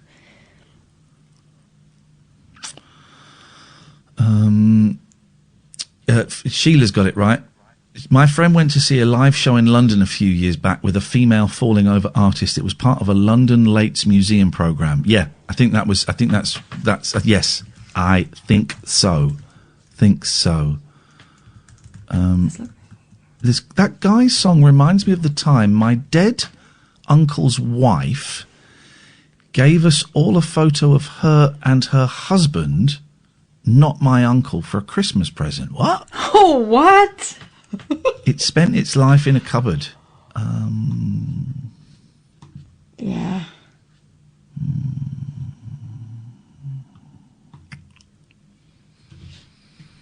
Alistair, stay there. We're going to come to you after the news, because I think we all need to decompress ever so slightly. We're going to tomorrow were you going to say something? Yeah, I was just thinking about that last call. Anything other than that is brilliant, please record it, was going to be a disappointment, wasn't it? Yeah. Oh, and also, would you please be our friend? Tomorrow we're going to... tomorrow's Friday, isn't it? Yeah. Gosh, I mean, as if that matters. But tomorrow we're going to take calls straight to air for the entire show. And here's I'm gonna work really hard tomorrow to try and nudge the show in an upbeat direction, to see if it's possible. I'm going to go against what I think is the prevailing wind, and I'm going to come in upbeat and full of fun, and we're going to have fun, and see if that has any impact. You know, almost like laboratory conditions. See if that has any impact, because I've just got this feeling that we are, the country is suffering, the world, humanity is suffering from PTSD, and that some are seeing us as the therapist's couch where they can talk about, you know, what's going on with them and stuff. I don't know. I tell you what, let's take a break. I tell you what, we're contractually obliged to take a break as we are approaching the news. Then when we come back, we've got Arlene and we've got Alistair, and we might have you, dear listener. I do have my, always have on hand my articulate cards. I had another fact to tell you, and I've forgotten what it was. No, it's gone. So if you want to give us a call, now's a great time. You don't really have to have anything to say, as you would have heard if you've been listening. You just call up, you speak to Sam, he takes your name and number and gives you a call back. The number is 0344 499 1000. 0344 499 1000. This is Talk Radio. Late night, Iain Lee on Talk Radio.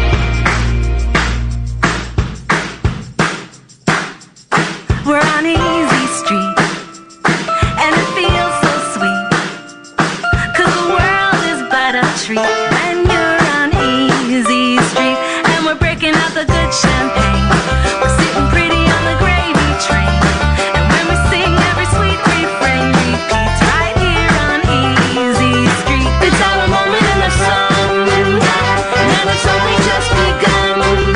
It's time to have a little fun. See why you should be on Easy Street. Yeah, we got a front row seat. Oh, to a life that can't be beat. Right here on Easy Street.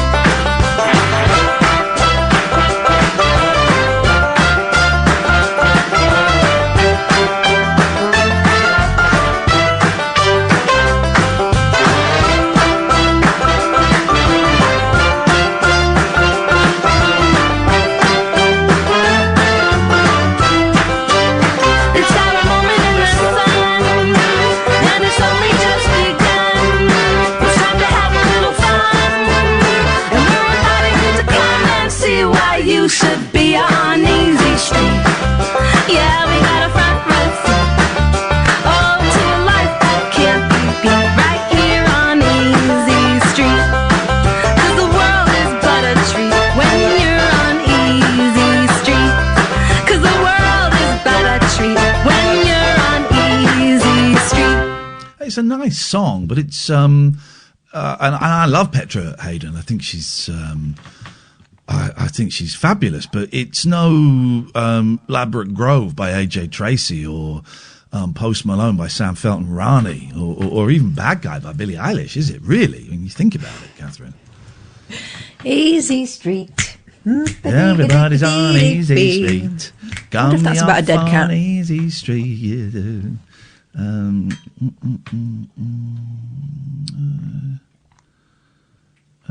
What's going on? We're getting some really weird. Let's go to Linda. Good evening, Linda. Hello, just thought I'd call up because I'm not drunk and you seem to have had your fill of drunk people. Well, I'm afraid we can't talk to you then, Linda. We are only talking to boring drunk men this evening. Yeah, we make everyone do a breath test before they come on, and if your alcohol level isn't high enough, we make you go back and start again. I'm not a man either, so Prove it. I wouldn't be a drunk man anyway. No. Well, that's what you say. What can we do for you, lovely, lovely, lovely Linda? I'll never stop looking for you, Linda. Oh, I love that song, but I have heard it a lot. Because I think that's the only song ever about a Linda. Incorrect. Oh, is it? Incorrect. What's the other one? It's not a very good song, but, but it's a boring song. Here we go. Here we go. Here we go. And listen, here we go.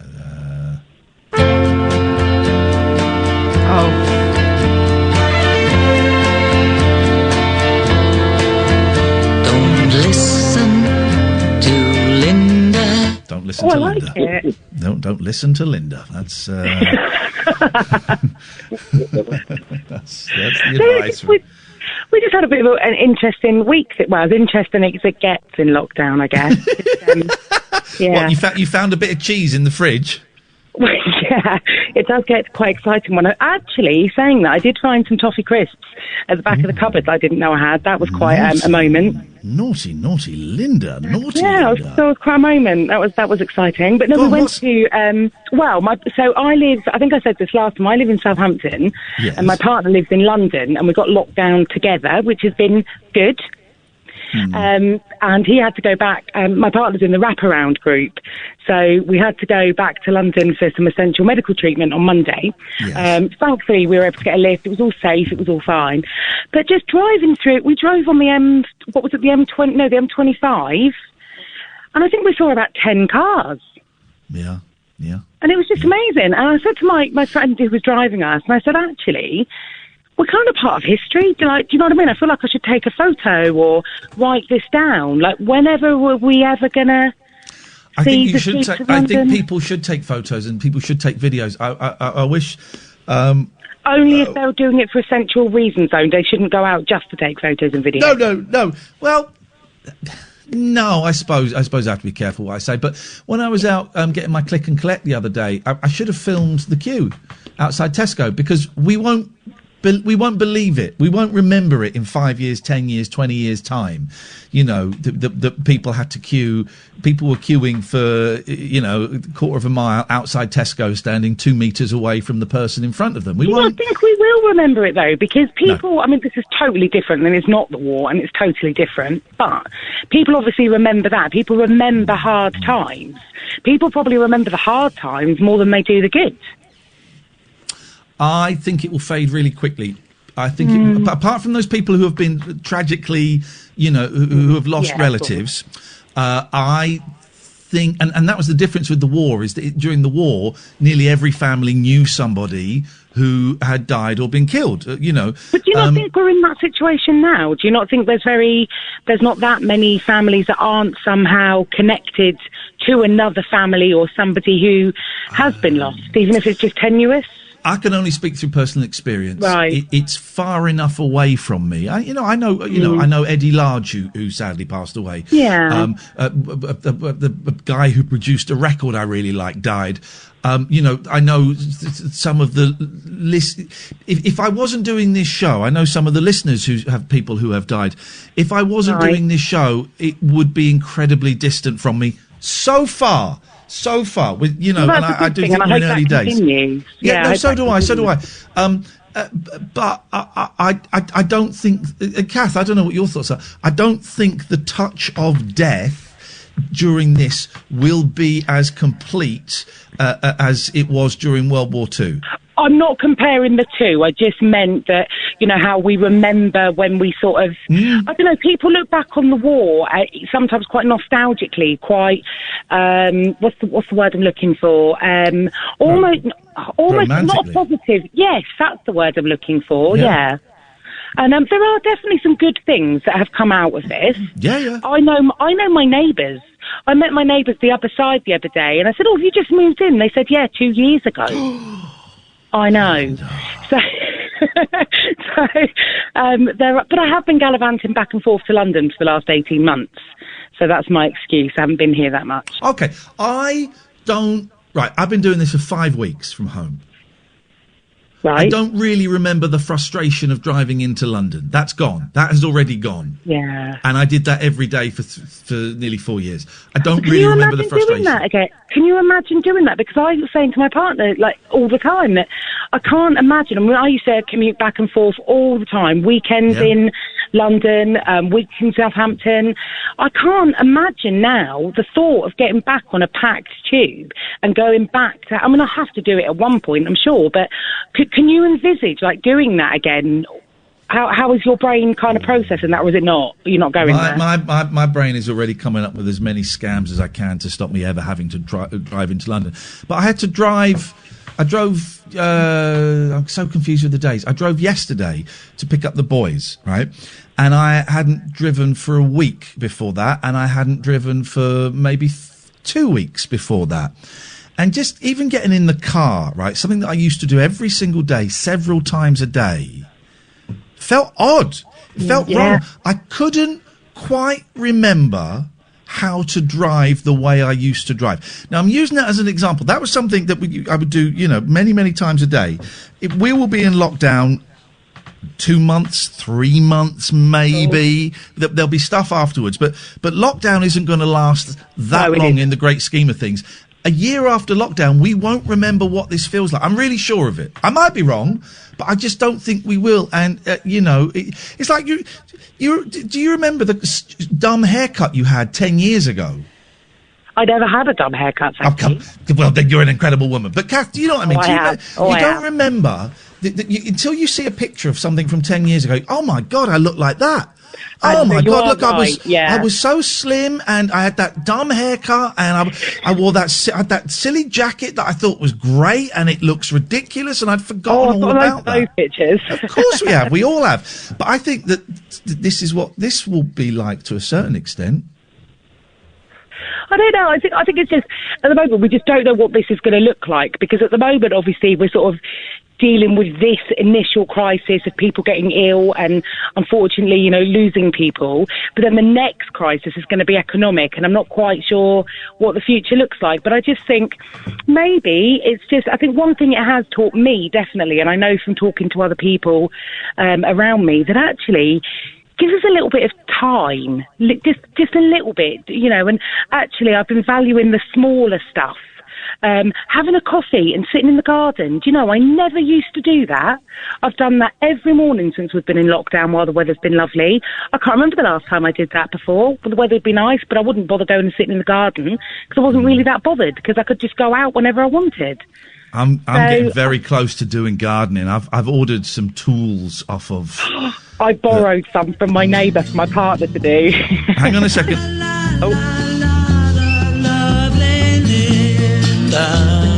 Thank you, Izzy, for reminding me of this song. The Lovely Linda by Paul McCartney. There's loads of songs with Lindas in. Oh. I'll have to Google a few. Google a few, Linda. Thank you very much indeed. 03444991000. Sorry, Kath, I was trying to bring you in, but Linda wouldn't shut up. It's fine. Sometimes you've got to know when you're beaten, and I knew I was beaten. No, I like her. But do you know what I mean? I think this all memories fade, and when this is why women have more than one baby. This is what I've heard. That it's the most painful thing, and the number of women I know, including my ex-wife, who said, "I'm never doing that again." Immediately after, but you forget what the pain is like and what the nausea is like. Have I got that right? Yeah, I mean, for some women it doesn't come, but for me, I just knew that I felt this huge rush of love, and that was a thing that persisted after, the baby was born. And of course, it flipping smarts, but you do it again, because apparently the memory of pain is not as powerful as the other memory. Well, that's how you survive. That's how you survive. Exactly. And the memory of this. Yeah, I think that this is going to be a bit like, when someone dies all of a sudden, or is very, very ill, and you think, God, I'm never going to take certainty for granted again. I'm never going to assume that I'm going to see someone. Of my life. Yeah, I'm going to, in memory, I'm going to grab hold of every opportunity that they missed, and I'm never going to just assume that I'll get tomorrow. Within a couple of months, because we're human beings and we have to be able to carry on and survive, you forget about that, or at least it gets dampened down significantly from that initial feeling of urgency that you need to grab hold of life. You just sink back into the, jogging through the days, getting to the weekend, lolling about, starting at work again on Monday, moaning a bit about it, and going through the weeks again, and then wondering where on earth the time has gone. Sam, do us a favour. Sam, could you, the text of great text there from 4333, could you give them a call and see if they want to come on? Because it's a really interesting point that they make. 4333, and if that was your text, do answer the phone, and Sam would love to get you on and we can have a chat about that. This is Talk Radio. Late night, Iain Lee on Talk Radio.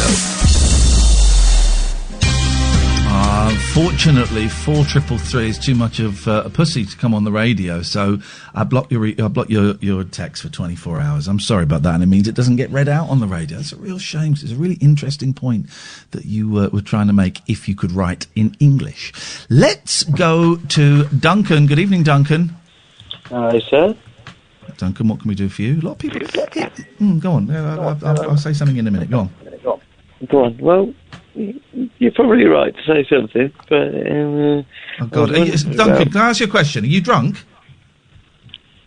Drunken? Hello? Hello? Are you drunk? Somewhat. Thanks for your call, Duncan. Give us a call when you're sober. I'm so bored of drunk men phoning up. It never goes the way they want, and then they're surprised. No, not surprised. Annoyed. And here's the clue. Here's the clue that they're drunk. They call me sir. Mm-hmm. They call me sir. Just that's what I was going to say. We've had a run the last few days of people calling me sir, and the deciding factor is that they're all drunk. Yeah. And here's what I've noticed: generally men.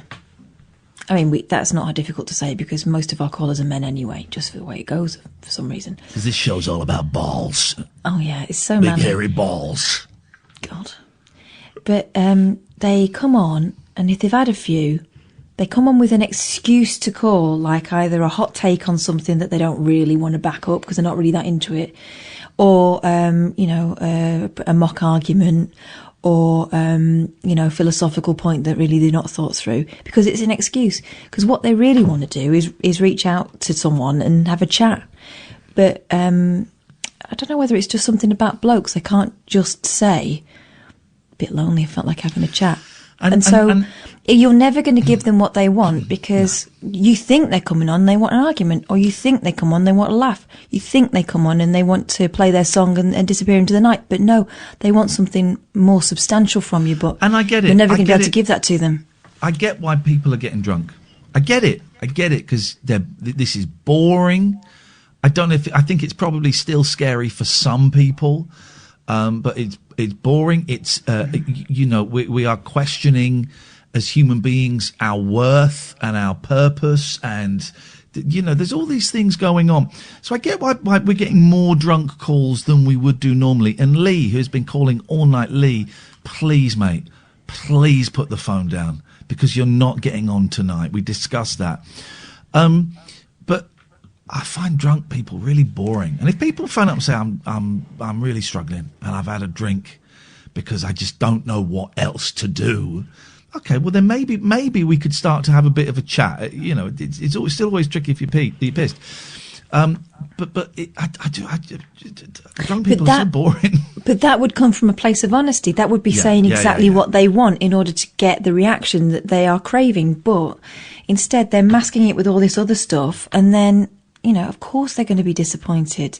But you can't put that disappointment on us. It's not fair. it's incoherent rambling. I didn't understand the call from the guy who written a song about my cat. I didn't understand it. It was all over the place. They're all over the place. And you could hear that guy there, that in that last call.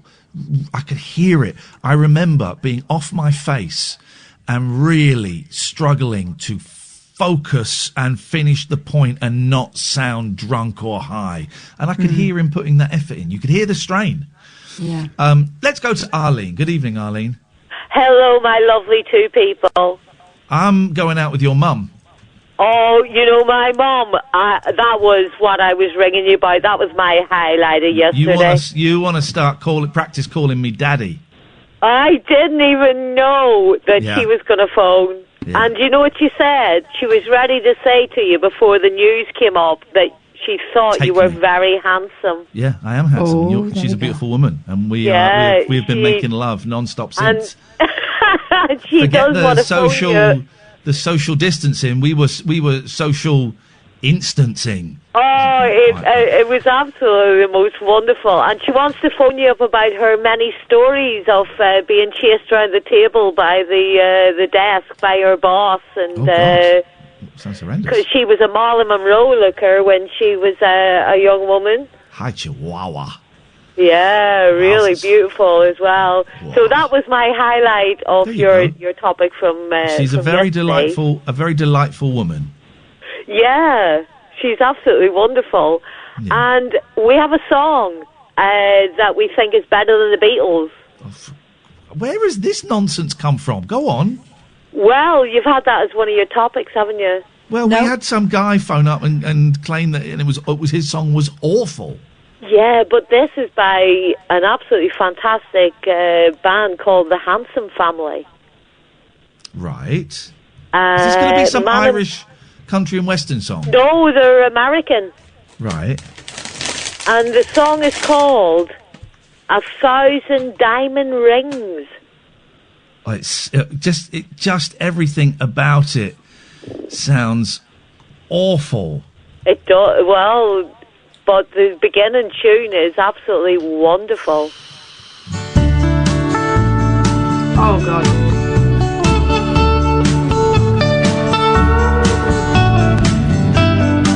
It sounds like a bad version of Doctor Hook. Oh, listen. Oh.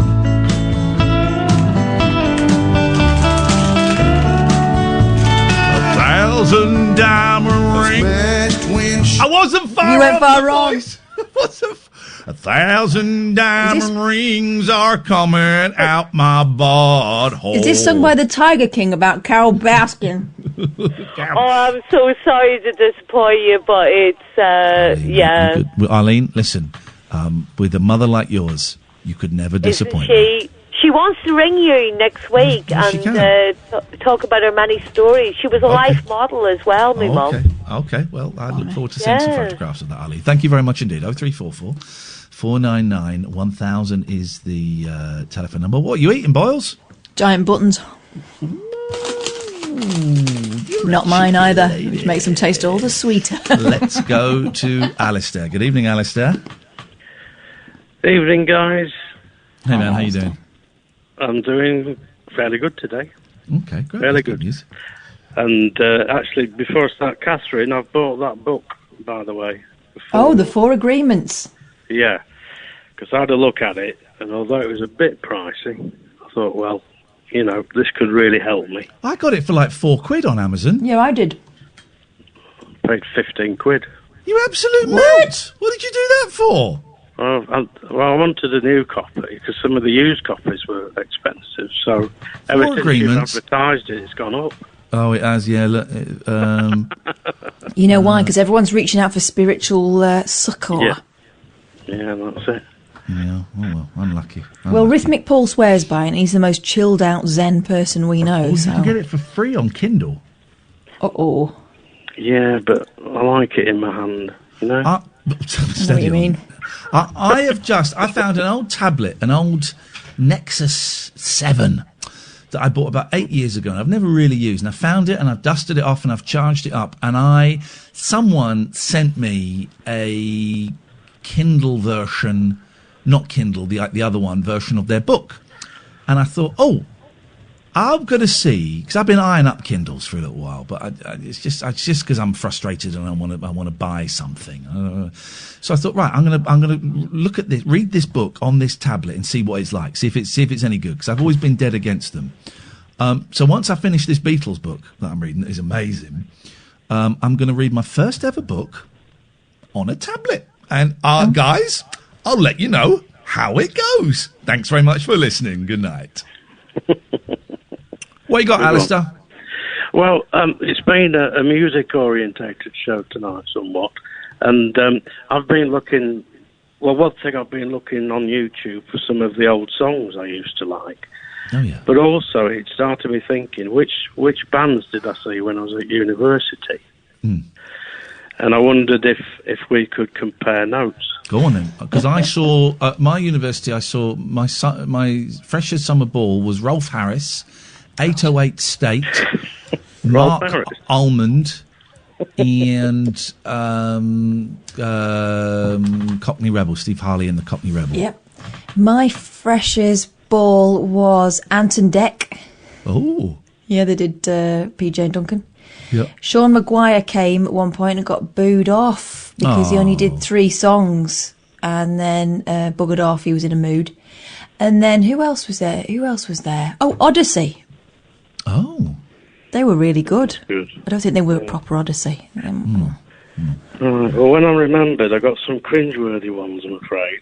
Okay. Well, a couple of cringeworthy. B.A. Robertson. Oh, I like now. Excuse me. I'm tentatively doing. Well, no, I'm not. I'm not tentatively. I'm doing something with B.A. Robertson. I've been in contact with B.A. Robertson. I like B.A. Bang Bang. Do you know B.A. Robertson, Catherine? Do you know Bang Bang? You shut me down. That awful sound. No, Bang Bang. No, that's no Bang Bang. Bang Bang. But you know this? No, but I've just looked him up and I remember the face. There's a famous clip of the straight jacket of true love. Of one of the band that Viv Albertine was in. Yes. Oh, my mind's gone blank. The Slits. One of the members of the Slits calling him a pathetic old hippie or something. Oh gosh. Because he was quite patronising to her. It's a really famous clip. Here we go. Come on from the war, if I walk for love. The mighty fall when love has called. Vampire friends desire to lust. Fang, fang.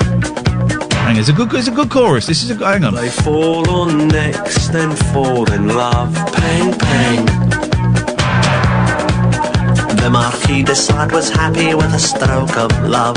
Sherlock Holmes alone preferred a little toke of love. Bang, bang, the mighty fall. Bang, bang, when love is called. Bang, bang, the mighty fall. Tony and Cleo. There you go. I like B.A. Robertson. He's not going on the embarrassing list. Okay, so I got Prefab Sprout. These are great turns. Well, these are all right. Boomtown Rats. Yeah. Kim Wilde. Yeah. Bucks Fizz. I'm guessing you went to college in the 80s. Would that be correct? Yes, 80s, okay. 83. Yep. Yes. Roxy Music, Soft Cell, Lindisfarne, Jethro Tull, Gabriel, Genesis, Neil Young, and Garbage. No, not Garbage. That was a later one, of course. Flipping it! These are all great turns. Yes. I know. So you basically just phoned up to gloat. Is that it? Yeah, definitely. No, because I do think that your musical taste is actually very, very good, Ian. You know. Thank you. And Bless you. Catherine, just wondered what was your top 3 favourite gigs? Would you say? What I've ever been to? Yeah, Kiss, presumably. Kiss, Cher, and Ronnie Spector. Wow, all from last year. Yeah. Wow. Kiss was the best band I've ever seen play live ever. What a spectacle! It was great, wasn't it? Yeah. But I've been really lucky. I've seen some great acts in the last sort of 5 years or so. I didn't really go to a lot of gigs when I was younger, to be honest. God, I'm not yawning at you, Alistair. I'm really tired. It's just hit me. Listen, we're going to go because we have to go to a break. Catherine, I have to go for a wee. Yeah. And I have to... we haven't got any calls lined up. Thank you, Alistair. 0344 499 1000. I have to go and get a plug for my computer and I have to go for a wee. Is that all right? Yeah. Do you know what I've got? I've got Chatter's Fate. Beautiful. Dig it out. This is Talk Radio. Late night, Iain Lee on Talk Radio. Oh, this is good. I've been sitting on this for a while. Not literally. It's the new Chatter's Fate. I think it's new. Usually they send it like a month in advance. So, this one appears to be stuck to the outer layer. Right. What I love about Chatter's Fate every month when I receive my copy is the front page. I mean, they really do draw you in with the headlines. Let's have a look at this front page. This is for May 2020, you see. It's so supernatural. We're actually time travelling now. From the top, front page.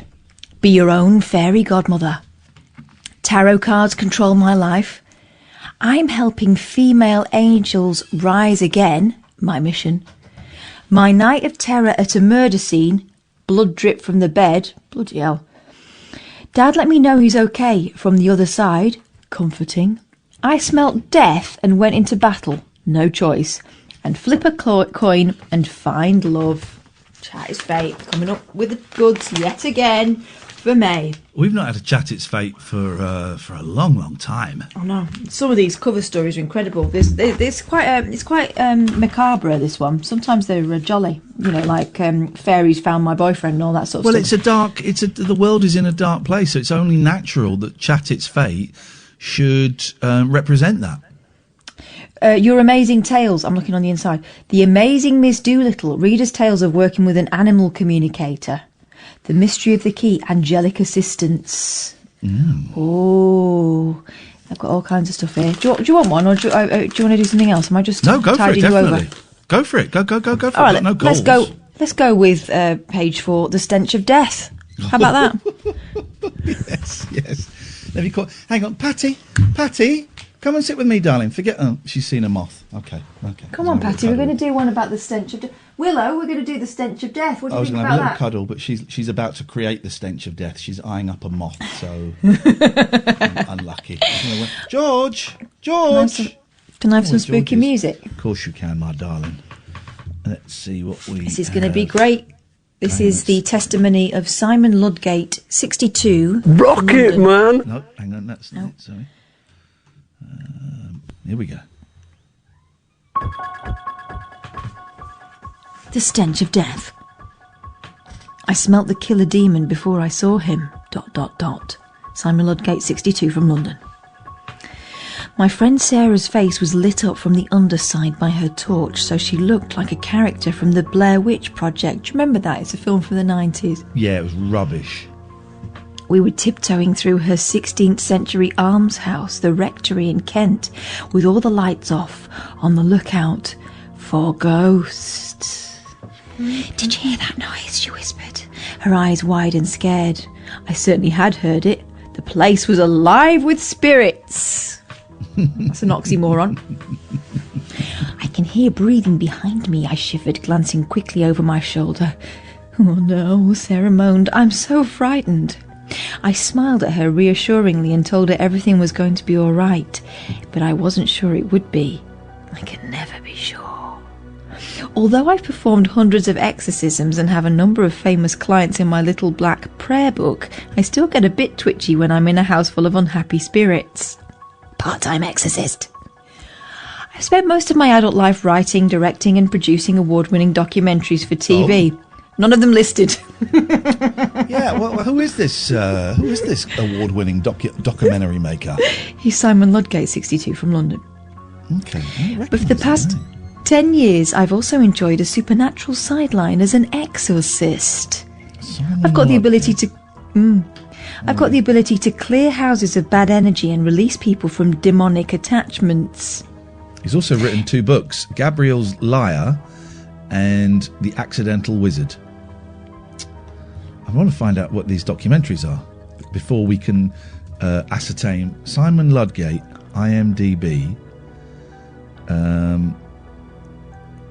Under his picture on page 5, it says, side hustle, exorcisms. Side hustle. Well, hang on a minute. Resume. Here we go. Simon Ludgate, producer, director, writer. Credits and employment history. He was the field director for Pioneer Woman on the Food Network. He launched a new internet TV channel called The People's Voice TV. The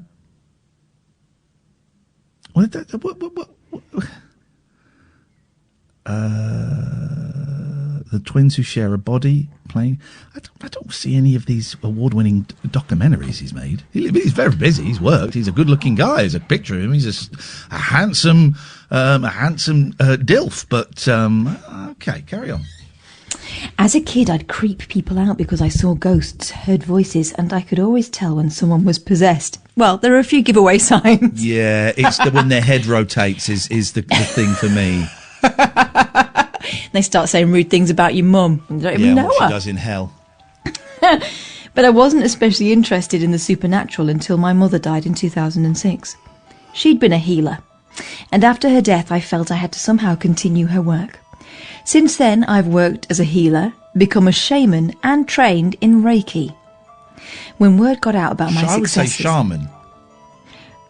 The Shaman were the band. Yeah. And a shaman. Spelt the same.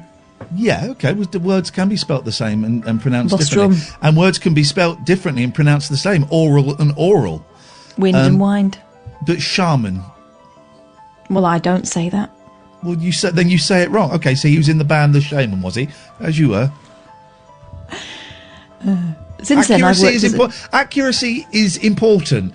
And if we're not accurate, then why would anyone else be? I mean, I'm reading Chat is Fate. I don't think we're going for realism. Since then, I've worked as a healer, become a member of the Shaman, Boss Drum, here we go again, and trained in Reiki. What was the song the Shaman did? Not Ebenezer Good. I can move any mountain. I can move any mountain.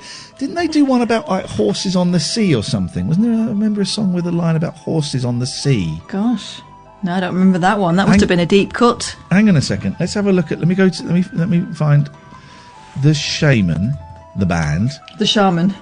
The songs are Ebenezer Good, Progen, Forever People, Omega. We are forever people, and we don't have to look too far to find ourselves. Omega, Amigo. Boss Drum. Oh, here we go. Love, sex, intelligence. Coming through in the things you do to me. My friend used to think it was Love, Sex, and Janet Jackson. So did I. I used to think it was Love, Sex, and Janet Jackson as well. And hang on a minute. I'm just looking at the video for this. I'd forgotten. It's like them in like a silver jumpsuit in the woods. Hang on a minute. We'll get to your story in a minute. Don't worry. It's fine. We know how this story is going to end. Yeah, bullshit. Here we go.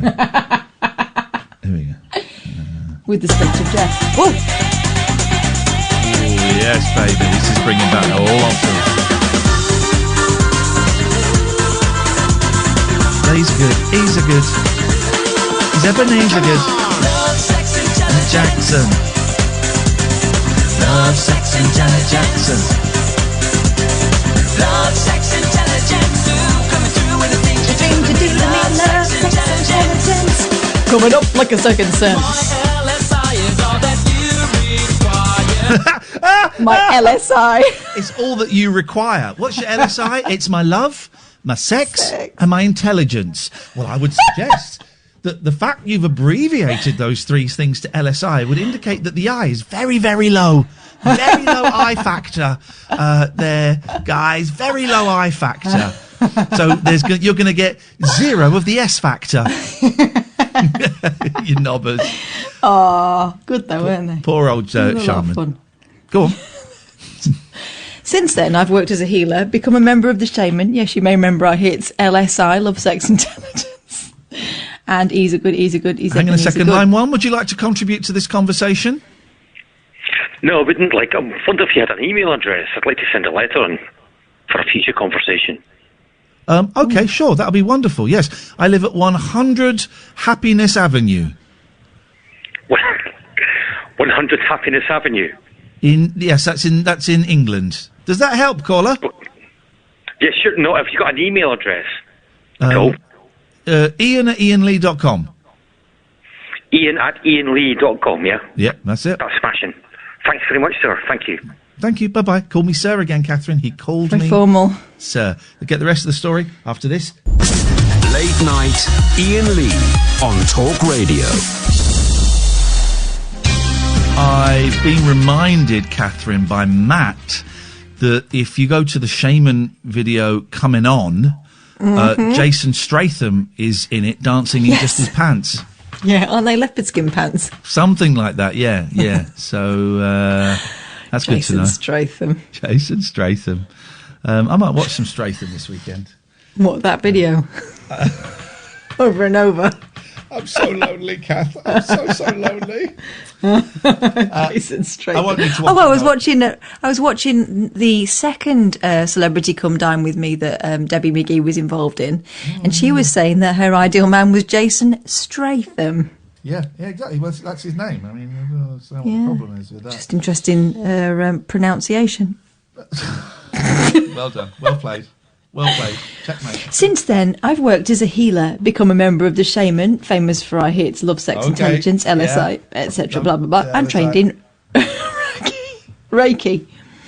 When word got out about my successes, I was inundated with requests for healing.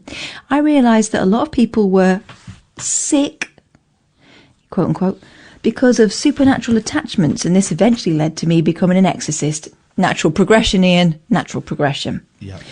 So here I was, investigating Sarah's home, trying to help her feel more comfortable with whatever it was that also lived here. I'd known Sarah for a few years after we started chatting on Facebook. You didn't really know her at all. Like many of my female friends, she's quite witchy, and I say that in the most positive sense. I have a real connection with witches and can spot a reincarnated one at 20 paces. Sarah is very sensitive to spirit too. When she first rang me asking for me for a hand, I couldn't help but wonder why she couldn't clear her own house. I should be able to clear the house myself, she said, not knowing she was reading my mind. I've tried this, but the spirits just come back. I'm never truly on my own in this house. Ghostly arm. She went on to explain the type of presences that reside in the rectory, saying that some were nice and others were dark and annoying. The rectory. Sorry, I'm not really paying attention. I'm so tired here. She already told me about some of the experiences she's had, including a phantom arm reaching up to her from the floor one night while she was watching TV. A phantom arm. Okay. So I've just seen Donald Trump is trending, and I've just seen why. It's very funny. Why? Oh, he's got the cure for coronavirus. Did you not know? What is it? Well, hang on a minute. Let me just have a listen to... is it bullshine and unicorn tears? Hang on. Right, and then I see the disinfectant where it knocks it out in a minute, 1 minute. And is there a way we can do something like that by injection inside or almost a cleaning? Because you see it gets on the lungs and it does a tremendous number of the lungs. So it'd be interesting to check that. So that you're going to have to use medical doctors with. But it sounds interesting to me. So we'll see. But the whole concept of the light, the way it kills it in 1 minute, that's pretty powerful. He's talking about Domestos, right? Yeah, he wants to inject us with Dettol. He's talking about Domestos, and this is him talking at a press conference. Right, and then I see the disinfectant where it knocks it out. Because we mentioned really early on that Domestos kills coronavirus, because coronavirus is a thing that's been around forever, right? Mm-hmm. And we mentioned early on it was either Domestos or it was my disinfectant wipes or something. I remember you reading something and saying it that it kills coronavirus. He's obviously seen the same thing that you've done, and this is why he's president and why we host a little listen to late night show. He's taken it to the next level. Right, and then I see the disinfectant where it knocks it out in a minute, 1 minute. And is there a way we can do something like that by injection inside or almost a cleaning? Because you see it gets on the lungs and it does a tremendous number of the lungs. So it'd be interesting to check that. So that you're going to have to use medical doctors with. But it sounds interesting to me. So we'll see. But the whole concept of the light, the way it kills it in 1 minute, that's yeah, medical. It does a real number on the lungs, but he's right. We should get medical doctors to check out whether injecting disinfectant into humans kills coronavirus or not. We should probably get medical doctors to check that out, I think. Rather than just a mad old man baby blowing hard yet again, having a little guess aloud. I would like to, him to try that on himself. Yeah, Inject you first. yourself with Domestos, Donald. Let's see what happens. Did you hear about the mayor of Las Vegas offering up the city as an experimental ground for not socially distancing, trying to create herd immunity, but not her because she's got a family. Yeah. Oh God! But to be honest, do we really need the kind of scumbags that go to Las Vegas? No, that's a joke. It's a joke, guys. It's a joke. God, this is real life, though. The thing is, this is real life. This person's got power. He's such a knob, and yet people will still be at home. How dare you criticise him? At Mike Graham, Iain Lee was criticising Donald Trump last night. Sort him out. He's a plank. Oh, got to run to Daddy. Got to tell Daddy Mike. They don't realise that we know Daddy better than they do. They don't know that I like Mike and we get on with each other. So got to tell Daddy Mike about the snowflake plank. But we can't like each other because we're on different teams. What a world. Anyway, go on. This guy. Sorry. Ghostly arm. Yeah. The spirits seemed to follow her as she'd been spooked in most houses she'd lived in, not just this one. Who are we talking about? I'm so confused. His friend Sarah that I knew quite well off Facebook, and she's quite witchy. Yep. She's got a big house. Witchy woman. The ritual we were performing this particular evening wasn't the usual sort of exorcism. It was the douche. I'm thinking something filthy, and I shouldn't, because these are real people. These are real people with real feelings and real beanholes that need to be douched. Instead, we were just connecting with whatever was in the house. Yep. The night had fallen, so we lit some candles and then switched off the lights. Something propelled me to drop my trousers. What? Didn't. Something propelled me towards the bathroom upstairs. Tomorrow, by the way, is a douche special, guys. If you've ever had a douche, you're considering douching, tune in. We're going to have douches from all around the world, including some surprise people who you'd be surprised to find out they douche. If you haven't got a douche, you can use the pump from a small perfume atomizer or one of those horns that clowns use that go... Or you can get a bicycle pump and you just put it in a bucket of water and you shoot it up like that. It's so many ways. So this is the thing, Catherine. Everyone thinks that douching is only open to the rich and the famous. No, everyone can douche. Everyone can do it. Maybe that's what Donald Trump was talking about. He was sort of skirting around it, saying injections, get it into you somehow. He knows exactly how he wants that. Worst comes to the worst. You can't afford any equipment. Very simple. You get a neighbour or a family member to have a mouthful of water. You part, they blow. Douche. Everyone can douche. It's tomorrow's show. We're giving away some of our top tips early.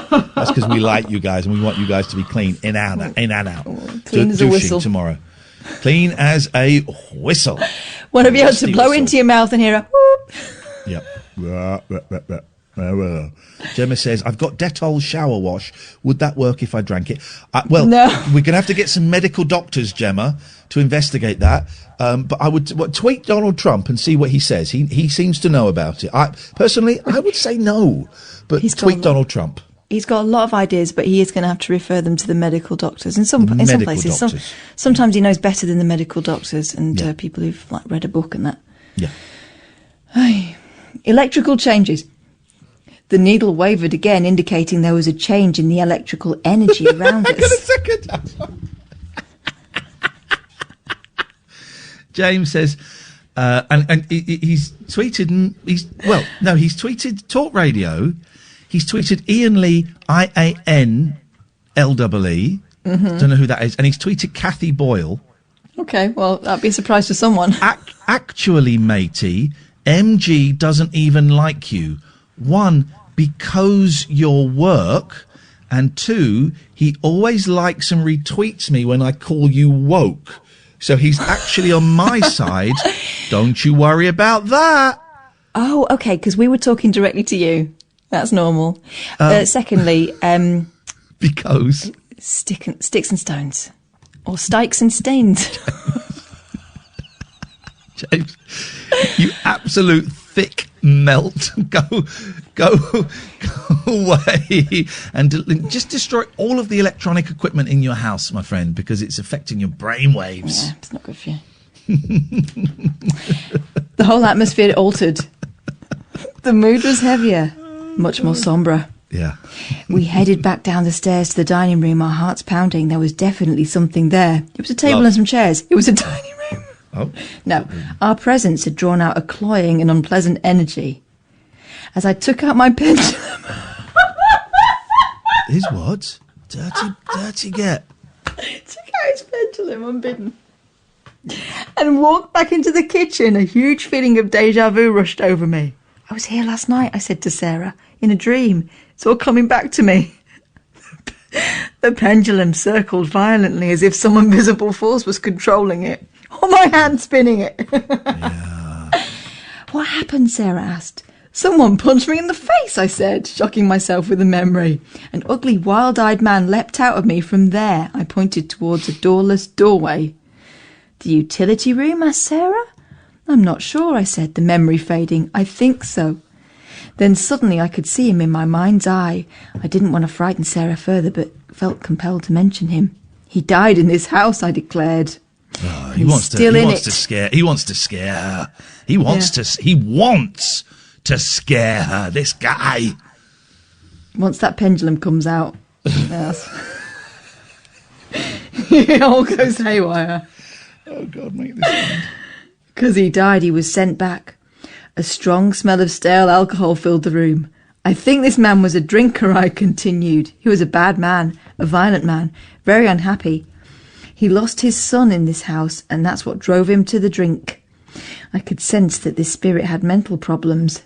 During my work as a shamanic healer, I'd come across people with psychological afflictions.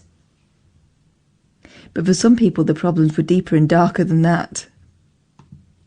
That's when I started looking into demonology. Oh, God, that's just what people with mental afflictions need. Yeah. Once I knew what I was dealing with, it all made sense. I have since cast out countless demons from people, buildings, and even from whole areas. What does that mean? Over the years, I've had to do battle with some pretty scary entities and have suffered the consequences too. Oh, yeah. When I'm doing an exorcism, I have to make sure I'm properly spiritually protected, and I do this by performing a ritual. It involves getting my pendulum out. Oh, dreadful depression. One time when I was exorcising a medieval witch's prison, I didn't have time to perform a full protection ritual. Uh-oh, schoolboy error. We were excavating the house, and a demon from the excavation pit took hold of me. It took me 3 weeks to get rid of it. Honestly, I've got no idea what we're doing with this. We've got a quick call. Put your pendulum away. Line 1, you're on the wireless. Hello. Yes. Hey Ian, how you doing? What have you got for us? We're running out of time. I want to go up north to Michaela Anderson in a minute, who's on next. But we're going to talk to you really first.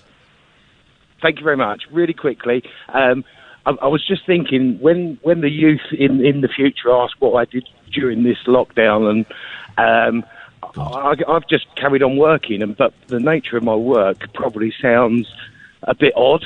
So exorcist. I'm wondering whether they'd appreciate what I'm actually doing. I'm terrified to ask, what is your job? It's not a sperm donor, is it? No, it's sperm involved. I sell sex toys. Why are you calling us in the last minute of the show? You should be calling us at the start of the show. I've been very busy actually this evening, posting out and getting deliveries ready for... Call us tomorrow. Call us tomorrow. I want to talk to you about sex toys. Oh, I will do, Ian. And if you've got time to listen to a song, off air or whatever, Bishop Gun. Is that one of your sex toys? Bishop Gun. I want a discount. Email me. I want a discount. I've got to go because coming up next, it's. I'm so glad we got rid of that loser that was doing the slut after us because he was lame. We got some real talent coming on. Oh, we got Michaela Anderson is coming on after the news. Good evening, Michaela. How are you? I'm very well. How are you? Yeah, I'm great. I'm so glad that it's funny because me and Kath were talking about come in, Miss Darren Marks. Davin. What a loser he was. And I'm so glad that you're doing the gig now. What have you got on your show tonight, Michaela?